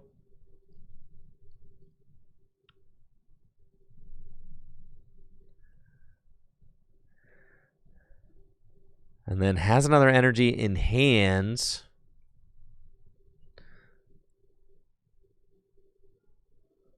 I have to say, Hunter seems like he's in a very good spot here. I'm going to give the advantage to Hunter in this game. I mean, Hunter seems like he's kind of cooking low-key.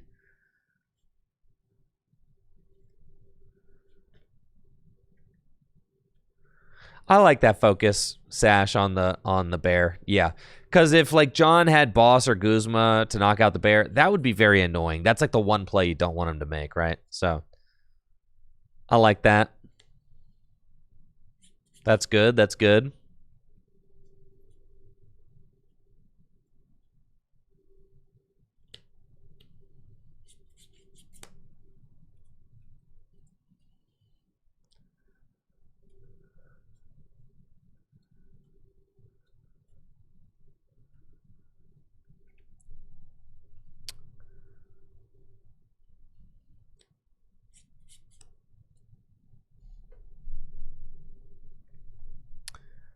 So Marshadow gonna take that knockout. Shadowy sidekick, 60 damage, enough to take the KO. And now Marshadow is invincible.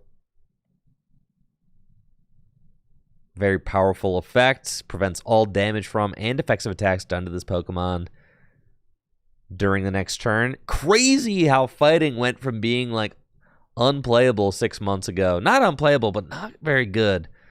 To now just a top tier deck in Gym Leader Challenge format. I mean, this type, this is probably the strongest glow up in Gym Leader Challenge's history.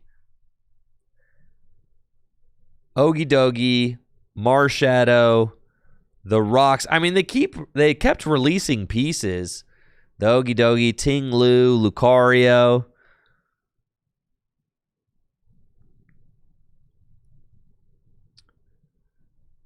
They kept kind of releasing pieces, but it didn't all come together until the Soul Rock Lunatone were released. Soul Rock and Lunatone. Team Rocket's Tyranitar was cool for sure. Soul Rock and Lunatone. I still want to build a fighting deck with Lunatone and Soul Rock that also plays Rocket's Tyranitar. I still think Rocket's Tyranitar is a crazy Pokemon for sure. I think that card is very good and still underexplored. I'm not saying that you need to play with Hitmon combo now, but like you should probably we could certainly explore a Rocket's Tyranitar deck with Soul Rock and Lunatone, and I think that you'd probably be able to do some pretty good stuff. Yeah, Explosive Evolution. I know, it's so good. All right, and the Escape Rope from John.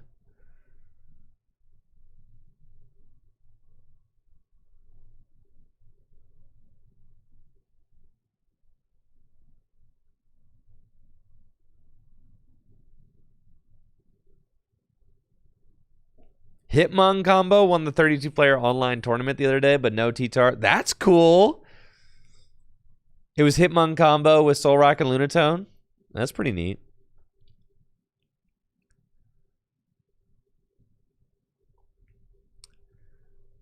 Why play a stage 2 when you can spam beat sticks? Cause swag. Cause aura. Cause swagger.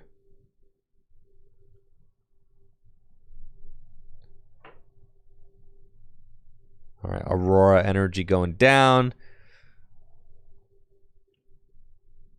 Hunter sending up his Ogie Dogie to get knocked out by the opposing Ogie Dogie. John going to 2 prizes. I mean, the promotion of the Marshadow makes you think that maybe Hunter has a boss.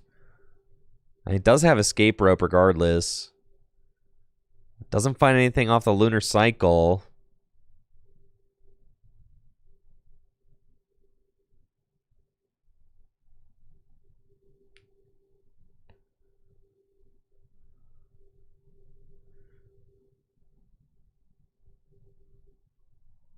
Now, what is Hunter to do?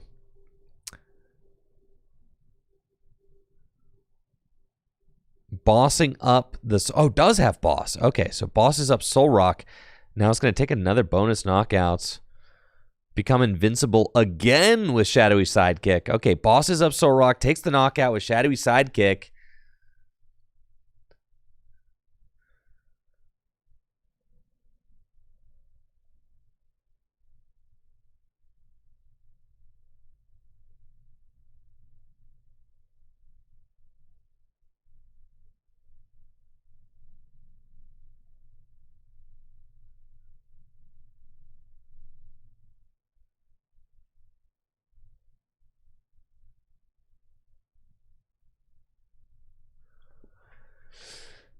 I think, honestly, calling the fighting deck RDT was a really big missed opportunity to call it Rot, dude. You could have just called it Rot. Could have been Rocks, Ogie Dogie, Ting-Lu. Rot. Rocks, Dogie, Ting-Lu?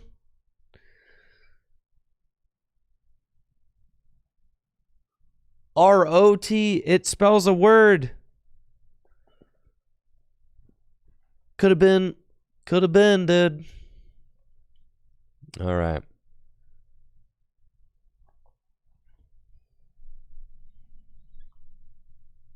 Let's see what John's going to do. 2-2 prizes, an invincible Marshadow in the active spot.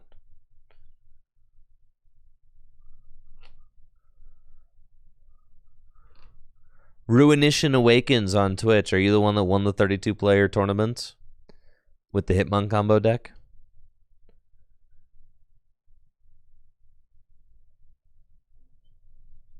Yeah, definitely a missed opportunity to call it Skibdi fighting, guys. So true, TV boy.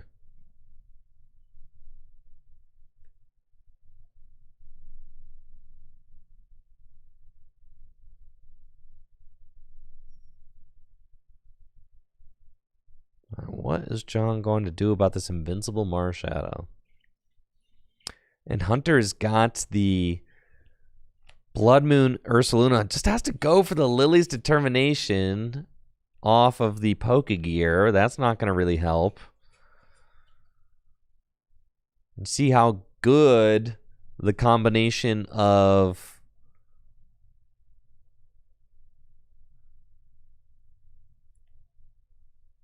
Marshadow and Ting-Lu is.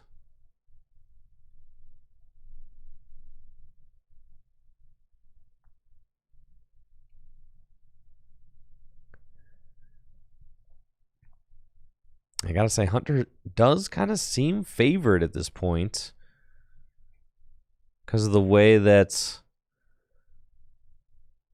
things are going. Like, what can John really do? John plays Raihan, gets an energy on Ting-Lu.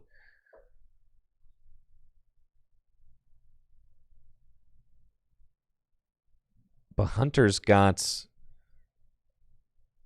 the Blood Moon Ursaluna there.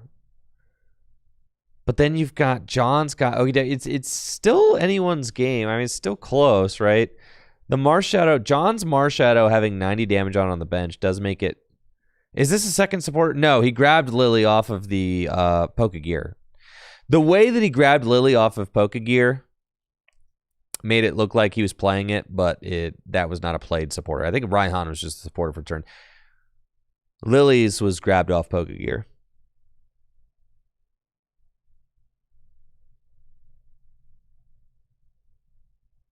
All right, second energy to Ting-Lu.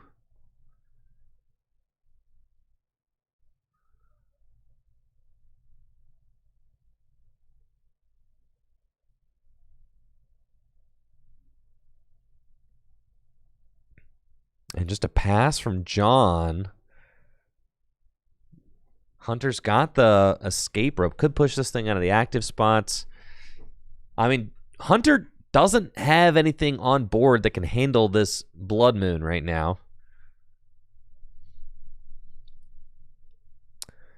So that's a situation.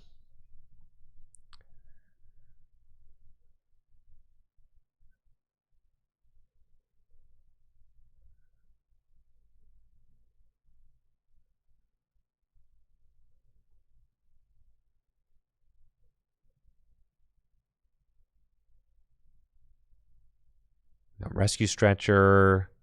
Lunar Cycle.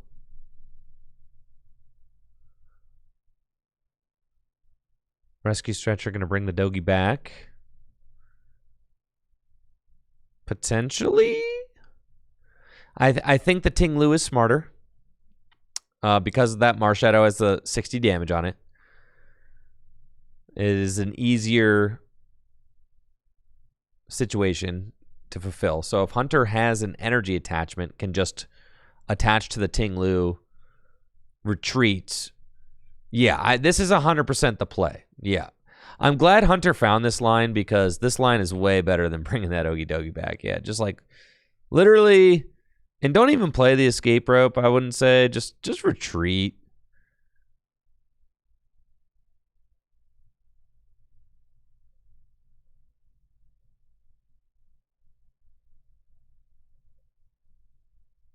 Boss's orders. I mean, this is also crazy. You just attack with Marshadow again. But I still think that I actually think that Hunter should have attacked with Ting Lu this turn. Because don't you kind of like checkmate it a little more if you attack with Ting Lu? Right? Because if you attack with Ting Lu, you knock out the Marshadow while putting 30 on everything else. You save the Verseeker boss in hand. I don't know. It's close. It's a tight situation.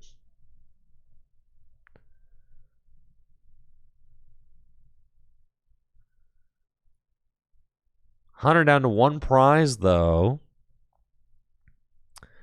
As John sends up his clean Blood Moon. You see how this is a risky... Because, like, what if John went end knockout? Then, like, what does Hunter do? This is why Hunter had to attack with Ting Lu last turn.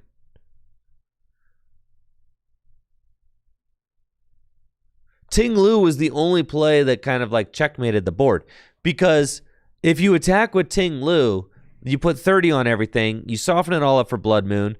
If John uses Boss to bring up Blood Moon and knock it out, then you still have Verseeker Boss for game.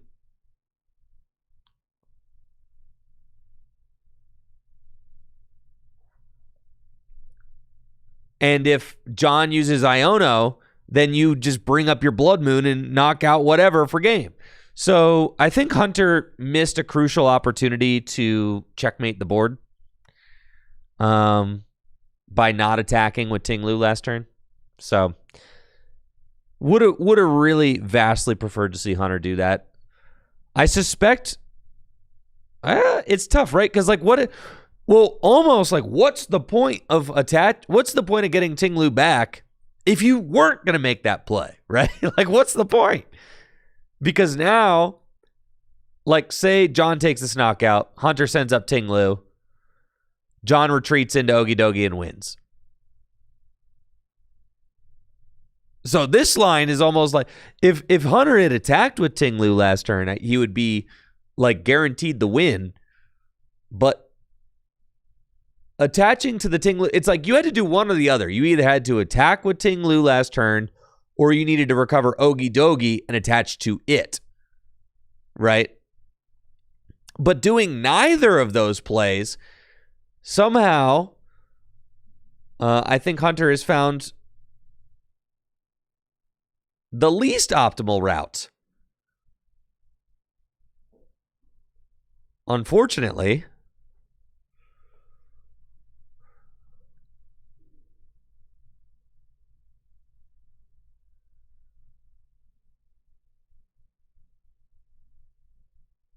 looks like John considering a Silent Lab. I wouldn't play the Silent Lab, right? Because you're Ogie Dogie. You probably want that to like win the game.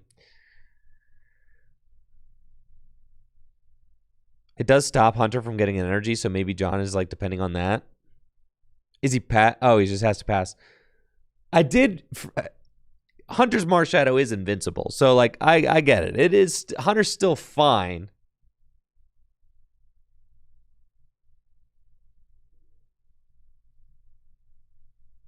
So now, if Hunter just attacks with Ting Lu now, I think he's still fine.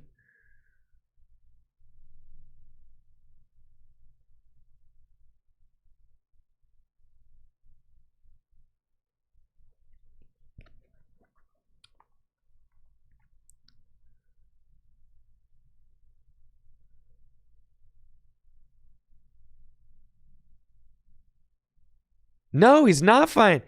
Maybe fine. Probably fine. You just attack with Ting Lu. All right, but like imagine... I don't know if John has a gust card left, but like if John were to gust up the Blood Moon and knock it out, right? Like Hunter kind of has to attack with Ting Lu here. But I also, yeah. It's things are getting weird. That's for sure. Things are getting funky. So, kind of just curious to see what happens. Hunter's got Clara. Bring back up to 2 basic energy and 2 Pokemon from the discard pile to the hand.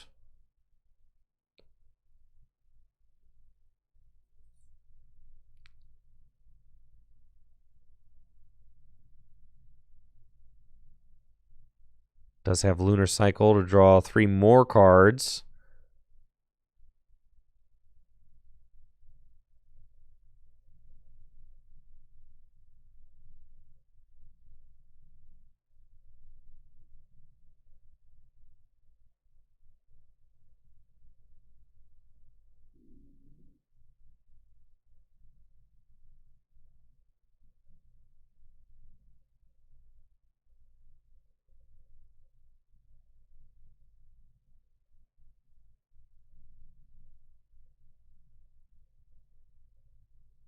I think Hunter might be like bordering on overcooking.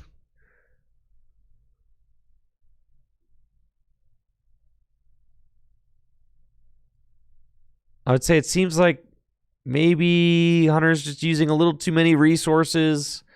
Like I would want to keep some of those potentially as options.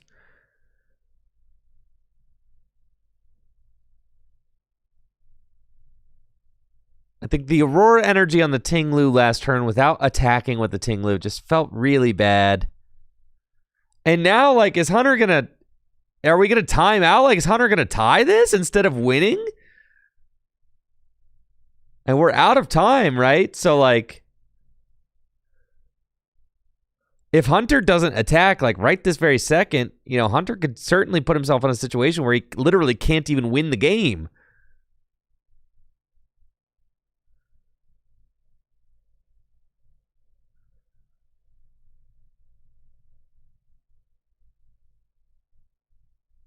I can't help but feel like Hunter played himself out of this one.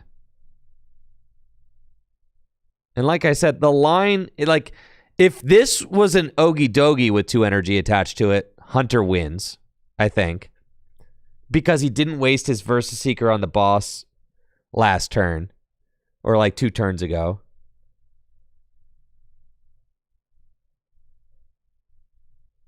Or no, he would just win. If this was the Ogie Dogie, he would have won because he just would have taken the knockout for game, right? Or if he had attacked with Ting Lu last turn, he'd be winning right now with Blood Moon. I mean, it's just like...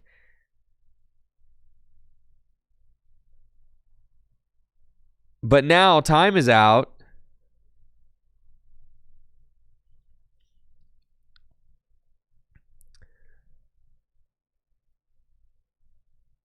And like I said, I can't help but think that maybe Hunter is kind of play. And they tied. I'm so mad. I can't believe it.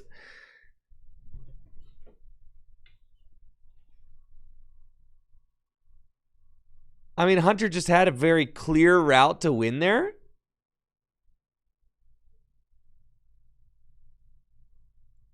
I think that they tied. I think that that's what it is. I have to imagine that that's what's going on.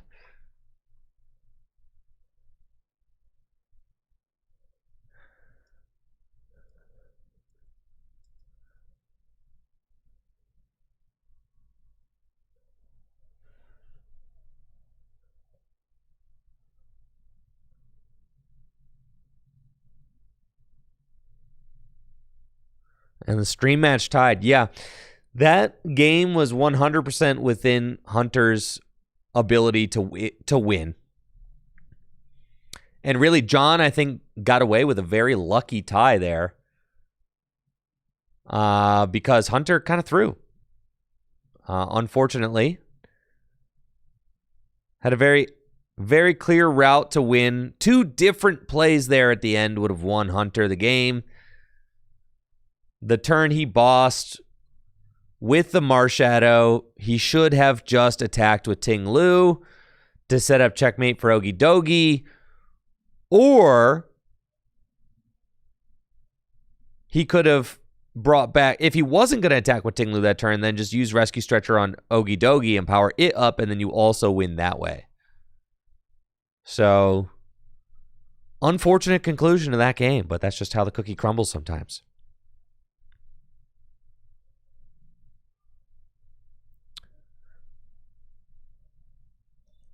All right, we got a metal deck for stream, folks. Alec Reiner. Been a little while since we've seen Alec on stream. Stoked about that. Going to be playing against Psychic Garb. Apparently Ben Morris is the only 3-0, and he is playing against Hunter this round. So, might see Ben Morris on stream next round. We've got Cole back versus Alec. These are some 2-1s.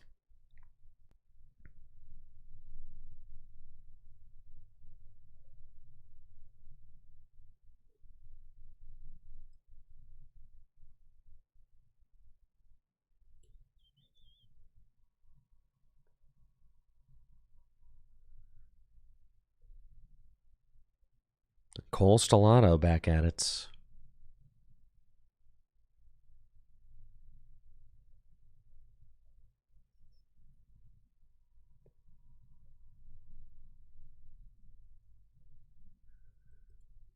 Sweet.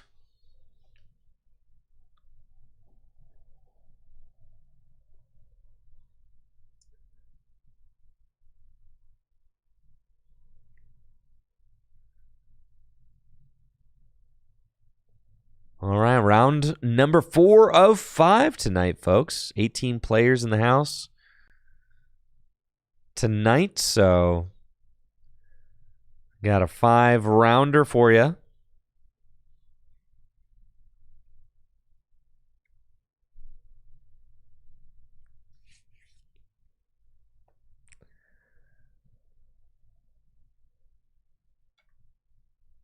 And it looks like Alec has got his ideal starter there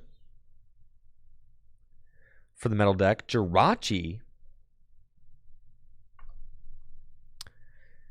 Exactly who you want. Jirachi, an amazing lead with that Stellar Wish ability.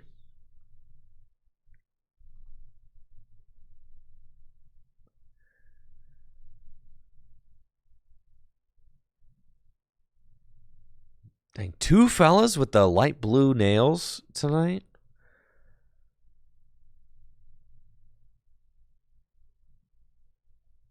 And JD rocking the same thing.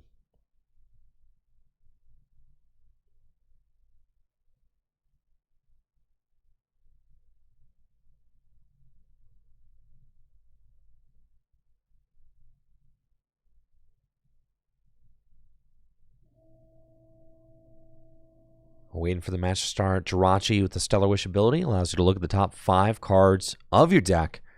Reveal a trainer card you find there, put it into your hand. And our round number 4 is underway. Cole leading Inke to Alex Jirachi. And has got Varoom for the bench. Stellar Wish. Jirachi goes to sleep.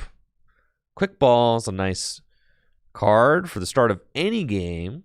Allow you to get another basic Pokemon out of the deck, and we'll see what it is that Alec wants to discard. Looks like the Metal Energy will be the card of choice. And Alec can just go get a basic Pokemon on the deck. But first, going to do a quick prize check. And see what he's got available. Does look like Alec is playing my favorite metal attacker, Caparaja, with the muscular schnoz.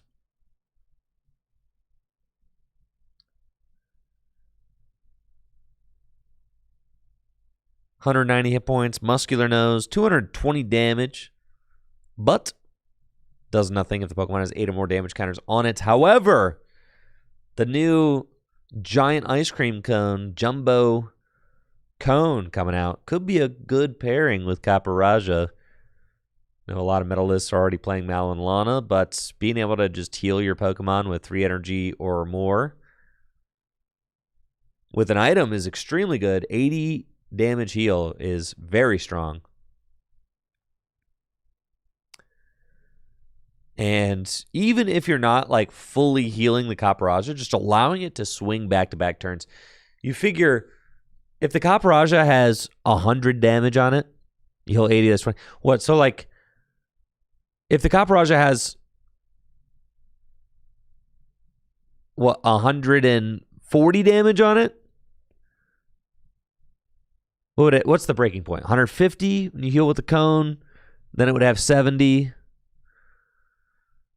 So the Caparaja could have 150 damage on it, and then you heal with the swirly cone, then you can muscular nose again.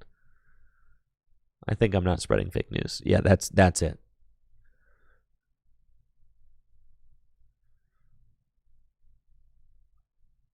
So pretty cool. I mean, it could be very heavily damaged. That's usually one of the biggest drawbacks of Caparaja. It's got 190 hit points. Doesn't always get one hit KO, but a lot of times people will like swing into it for 160, 130 or whatever. If you've got like a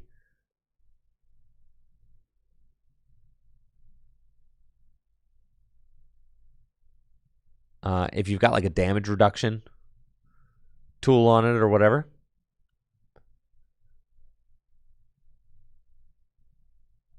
then it might take even less damage. Pokegear, swing and a miss, unfortunately. But Alex still does have the option to use Stellar Wish.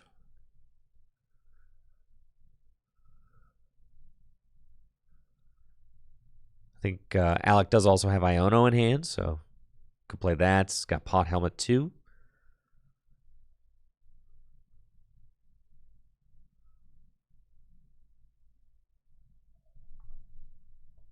Expect to see Alec use Iono this turn.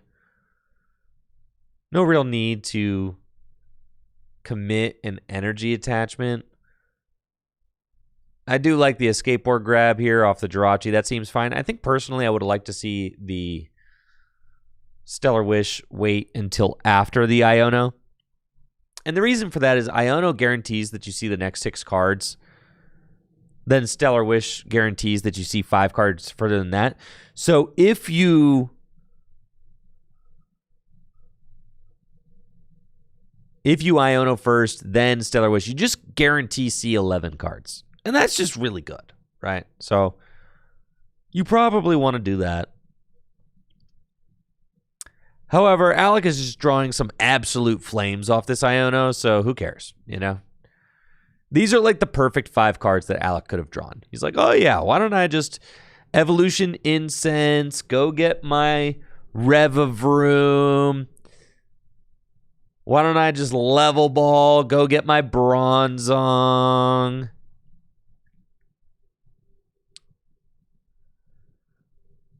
Why don't I just get the whole squad? Yep, Level Ball for Bronzong. Bronzong, tried and true. Man, I was obsessed with this Bronzong for like a whole 6 months once. Back in like 2014, City Championships season 2014, I was playing some horrible metal deck with Bronzong Metal Links in it, trying to attack with like Dialga EX. It was not good. I top 4'd a City Championship once with it. It was like very mid. It was very okay.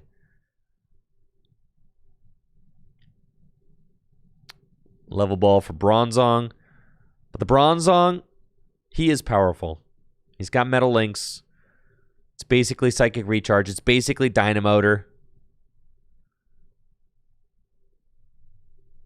Evolution Incense, going for Revavroom. You've also got Ultra Ball, going to discard Parallel City and Hisuian Heavy Ball. And Cole does not have a lot going on to deal with this. Ultra Ball can go get Q-Font. I like Q-Font. Q-Font's nice. Could also go get, if you're playing the Iron Crown, could go get that also.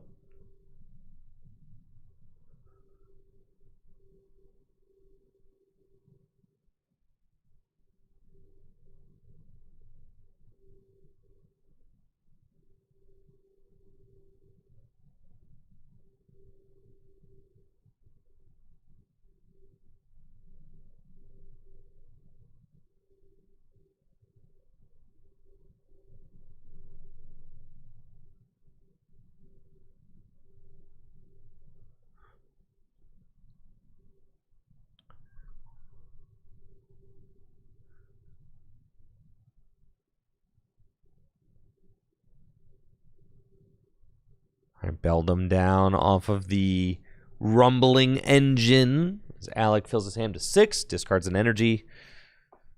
Fill to 6. Also has got the Duraludon down now. Arcaludon, another great buff for metal decks. With the Metal Bridge ability, making it so that all your Pokemon with metal energy attached have no retreat cost. Alec does not get an attack going this turn, but did put energy on a Dialga, and this is a newer attacker that I haven't seen before. I think it allows you to return the energy to hand. Oh, no, it shuffles them all to deck. Excuse me. I took a look at this the other day. I didn't love it. Because, like, metal decks, they don't recur energy that good, all right? Like, not good enough to justify shuffling all that energy back into the deck. You feel me? But that's what Dialga does. Chrono Burst, 180 damage, or 160 damage, excuse me. 80 plus 80. If you shuffle all energy attached to it back into the deck. My problem with it is, like, you send the Dialga into the active. You use Chrono Burst. I mean, to me, it seems like you kind of have to play it with Metang. I mean, Alec does play Metang, all right? But now Cole's got Garbodor out. So Cole doesn't have, like, almost anything going on, but Cole does have Garbodor out. So that is something. As now Alec cannot use Metang, cannot use Jirachi. Like, literally Cole's entire deck, or Alec's entire deck just, like, screeched to a halt. And now all of a sudden, this Dialga looks really bad.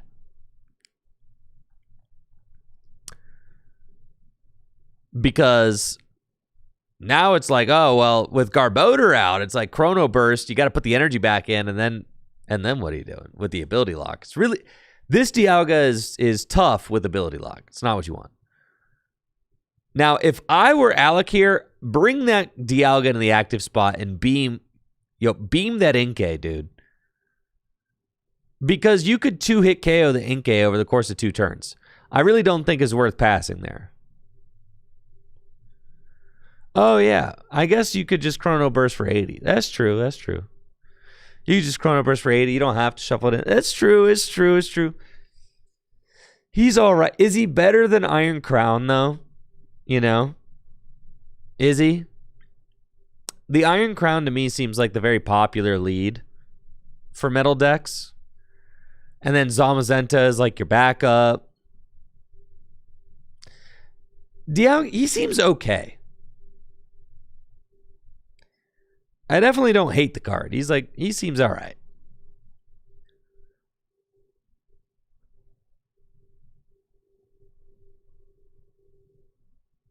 All right, Cole able to get some movement going on his side of the board. He does find an N. And just going to retreat to Cresselia and pass.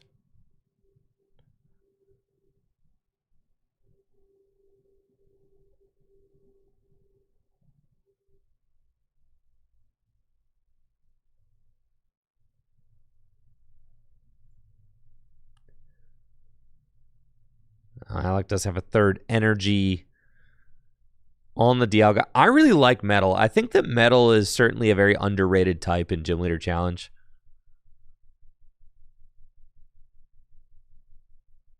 I consider it's definitely a I consider it a top 5 type. I think it's a top 5 type.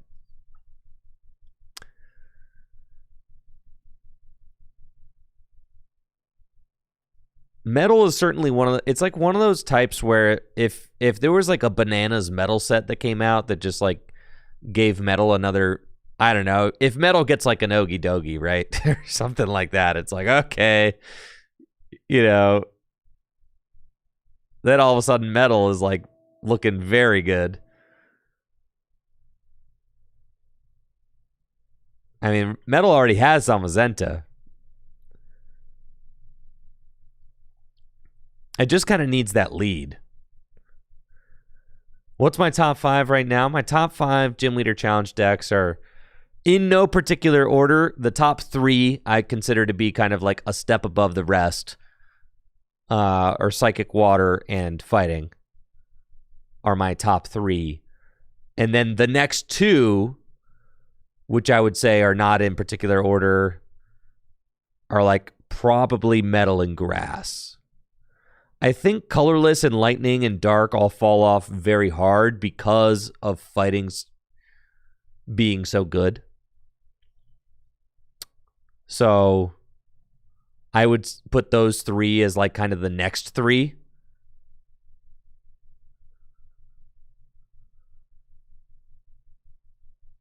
Well, Lightning, Colorless is probably like number 6.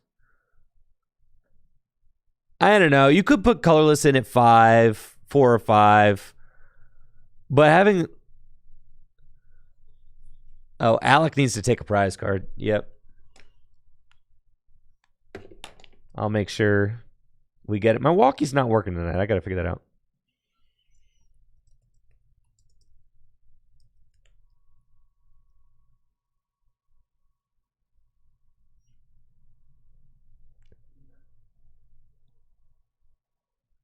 Oh my gosh. Hello? Can you guys hear me? Can you hear me? Hello? Alec, take a prize card. Take a prize, dude. Take a prize. Take a prize card. Did you not take a knockout? Take a prize card. Oh, no, he does have 5. Oh, never mind. My stream chat is tripping. You're fine. You're fine. You guys are tripping, bro. Come on now. He did take a prize. You're making me look stupid.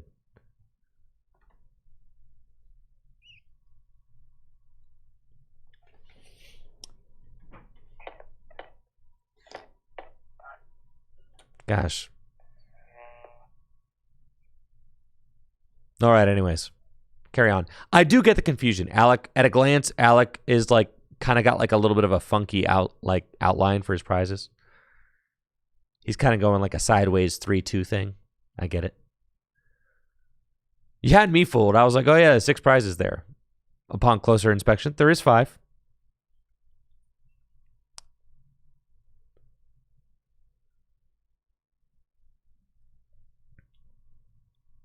Do I have any thoughts on Metagross in Metal? I don't like love it. I think like the stacking your deck thing with like Cypher or Mallow, like that to me, I'm not into it personally. Now, if they ever release like a truly broken Metagross, then I'd be into it. But the like top entry Metagross, I'm not into that. To me, I think it's wombo combo-y.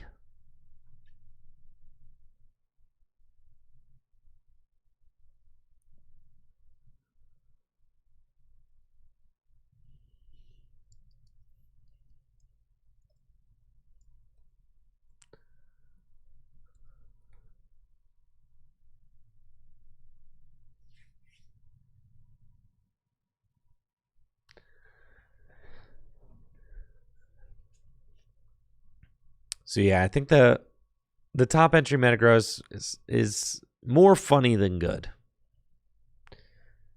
With Garbodor sticking like this, I mean, Cole is in a very dominant position now.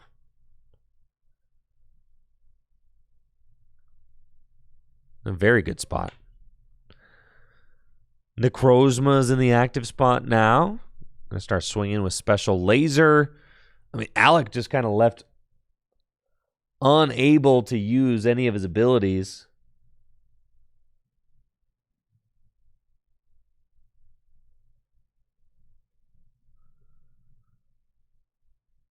Which obviously favors Cole.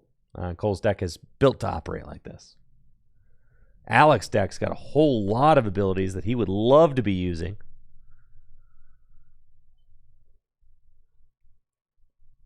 We got the Fighting Fury belt onto the Necrozma, giving it 170 HP.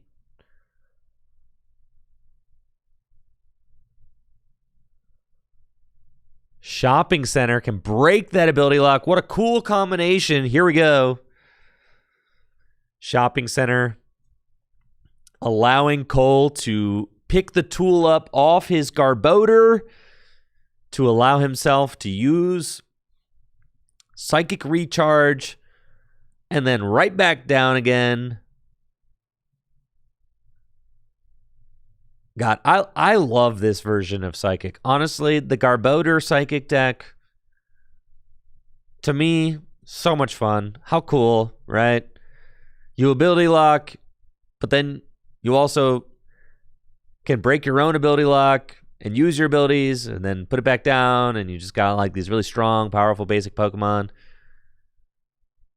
with a nice supporting cast of stage 1s. Very cool stage 1 Pokemon too. You got Xatu, cool Pokemon. Malamar, cool Pokemon. Garbodor, cool Pokemon. And you see Alec kind of just attaching an energy to the Jirachi. Does that signify that you've got like Raihan in hand?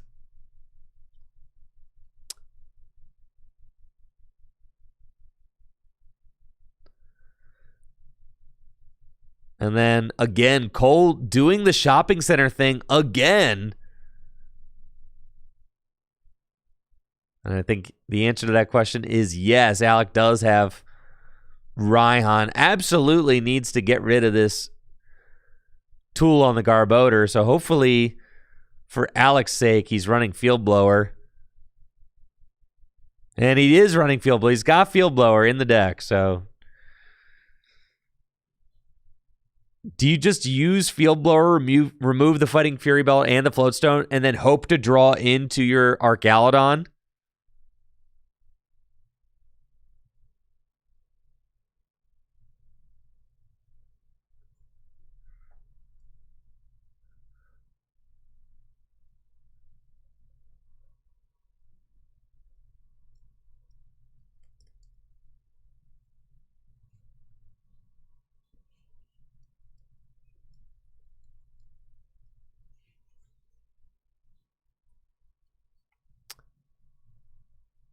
Looks like Field Blower was the choice off of Raihan, and then Alec can Buddy Poffin.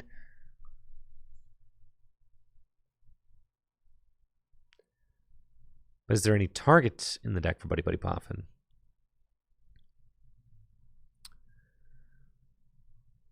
Then what do you think, folks? You think you Matang first? I mean, maybe there's like no real good target for Matang, so probably not. Probably just Rumbling Engine. Gonna draw like 4 cards.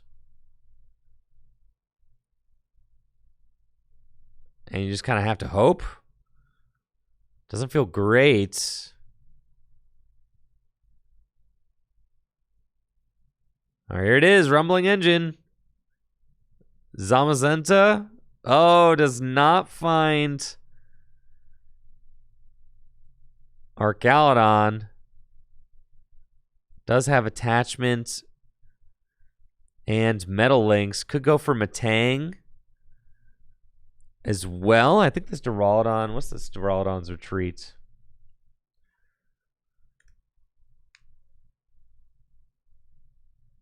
See this one.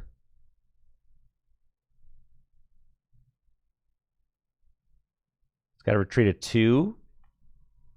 Does do 120 damage. So it did find a 3rd energy and a 4th, actually. So you could just put that on the active and retreat it.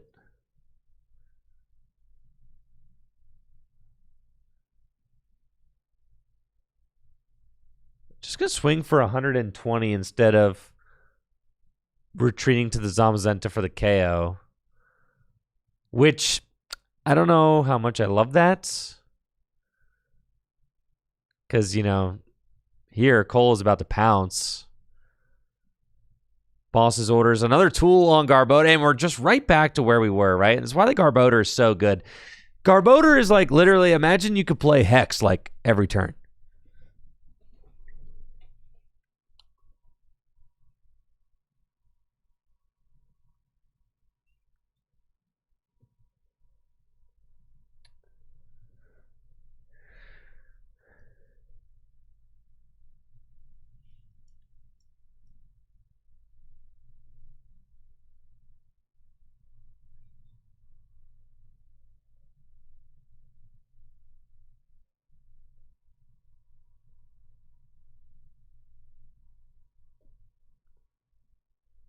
Now Alex just in a really grindy spot.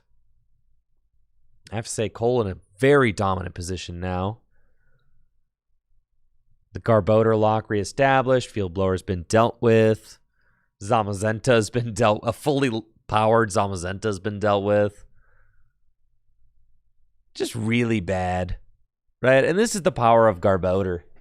It's that Garbotoxin ability. That's it right there.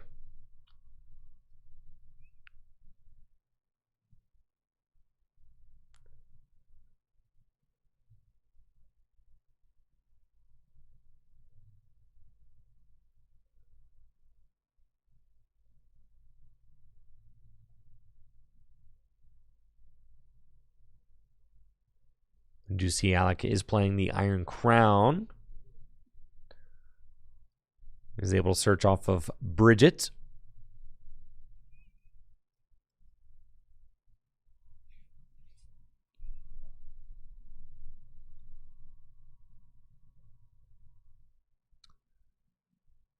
But is actually going to just go for Q-Font instead. I mean, Alec will take a prize here, but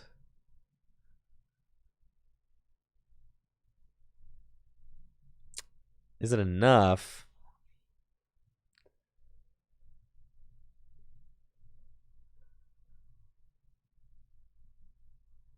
Alex got a 4-card hand.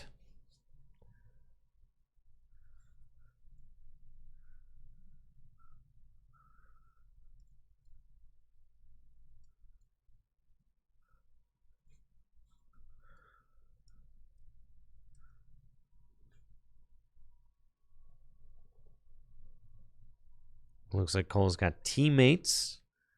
After the Duraludon knockouts, can go get 2 cards out of the deck since Pokemon was knocked out. Still got that Garbodor firmly in place.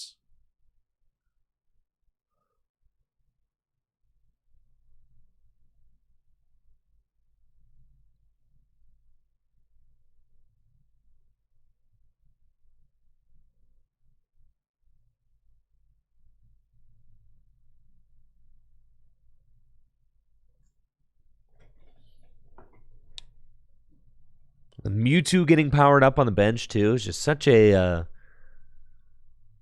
threatening, such a threatening Pokemon. It's like if you take a knockout, he's just doing 180. He's just doing 180 for 3, right? It's really stinking good. Just coming in hot, 180 damage. Iron Boulder with the matched hand sizes, doing 170 damage here as Cole advances to 2 prizes remaining.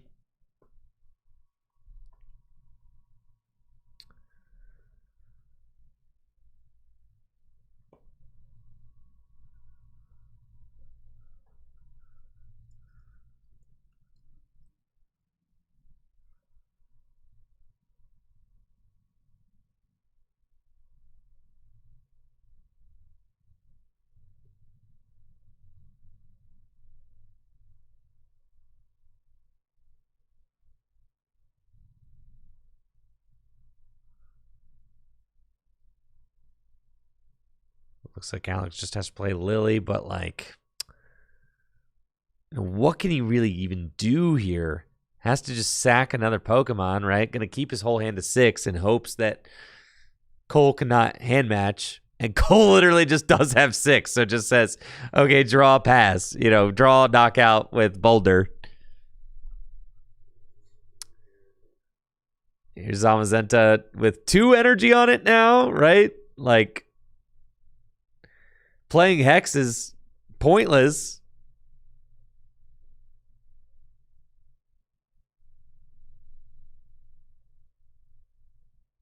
Alex got 6. So all Cole has to do is hand match, and he wins. I don't actually know if he can. Oh, Guzma, and that'll do it. Yep. No. Guzma energy attach?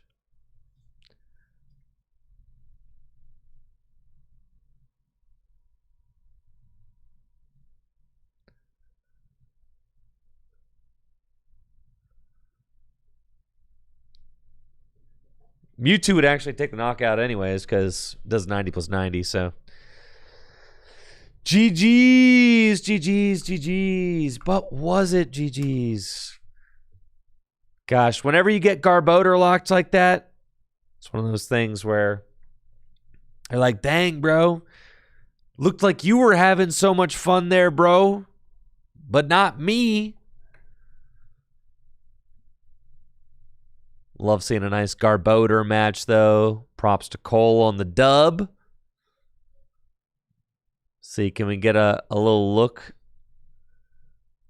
at how maybe Ben Morse and Hunter's game is going? Apparently, Ben Morse is the only undefeated. Maybe one prize left.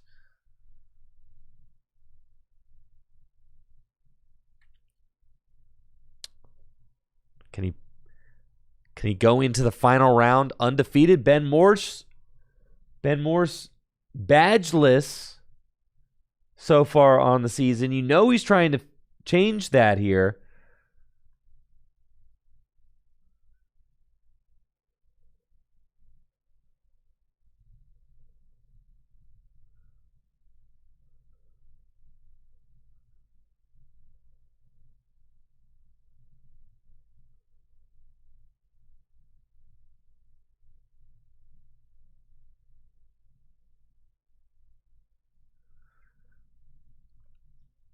Oh, I get it. All right, so we've got Doodle the Doggy over on YouTube chat. Wants to show me their deck that they are calling The Lie. It is a psychic deck, and I get it. I get it. You're calling it because it's Ross Coffin's The Truth played this Reuniclus, okay? And now Doodle the Doggy has The Lie also featuring.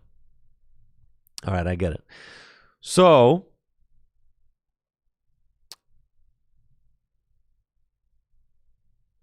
Reuniclus got the damage swap ability. As often as you like during your turn, you move 1 damage counter from one of your Pokemon to another one of your Pokemon. So you can pop Gengar, Netherworld Gates, put 3 damage counters on it. You can use Reuniclus, move those damage counters to your own Screamtail, and then Roaring Scream something for 60? It's not. Like, ideally, you want to, like, soak a damage counter somewhere else, which is why you play Luxurious Cape.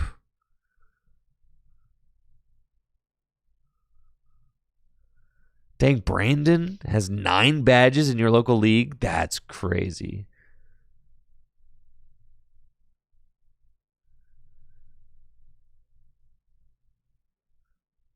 You've got Drifloon. Oh, Drifloon as well. So, like,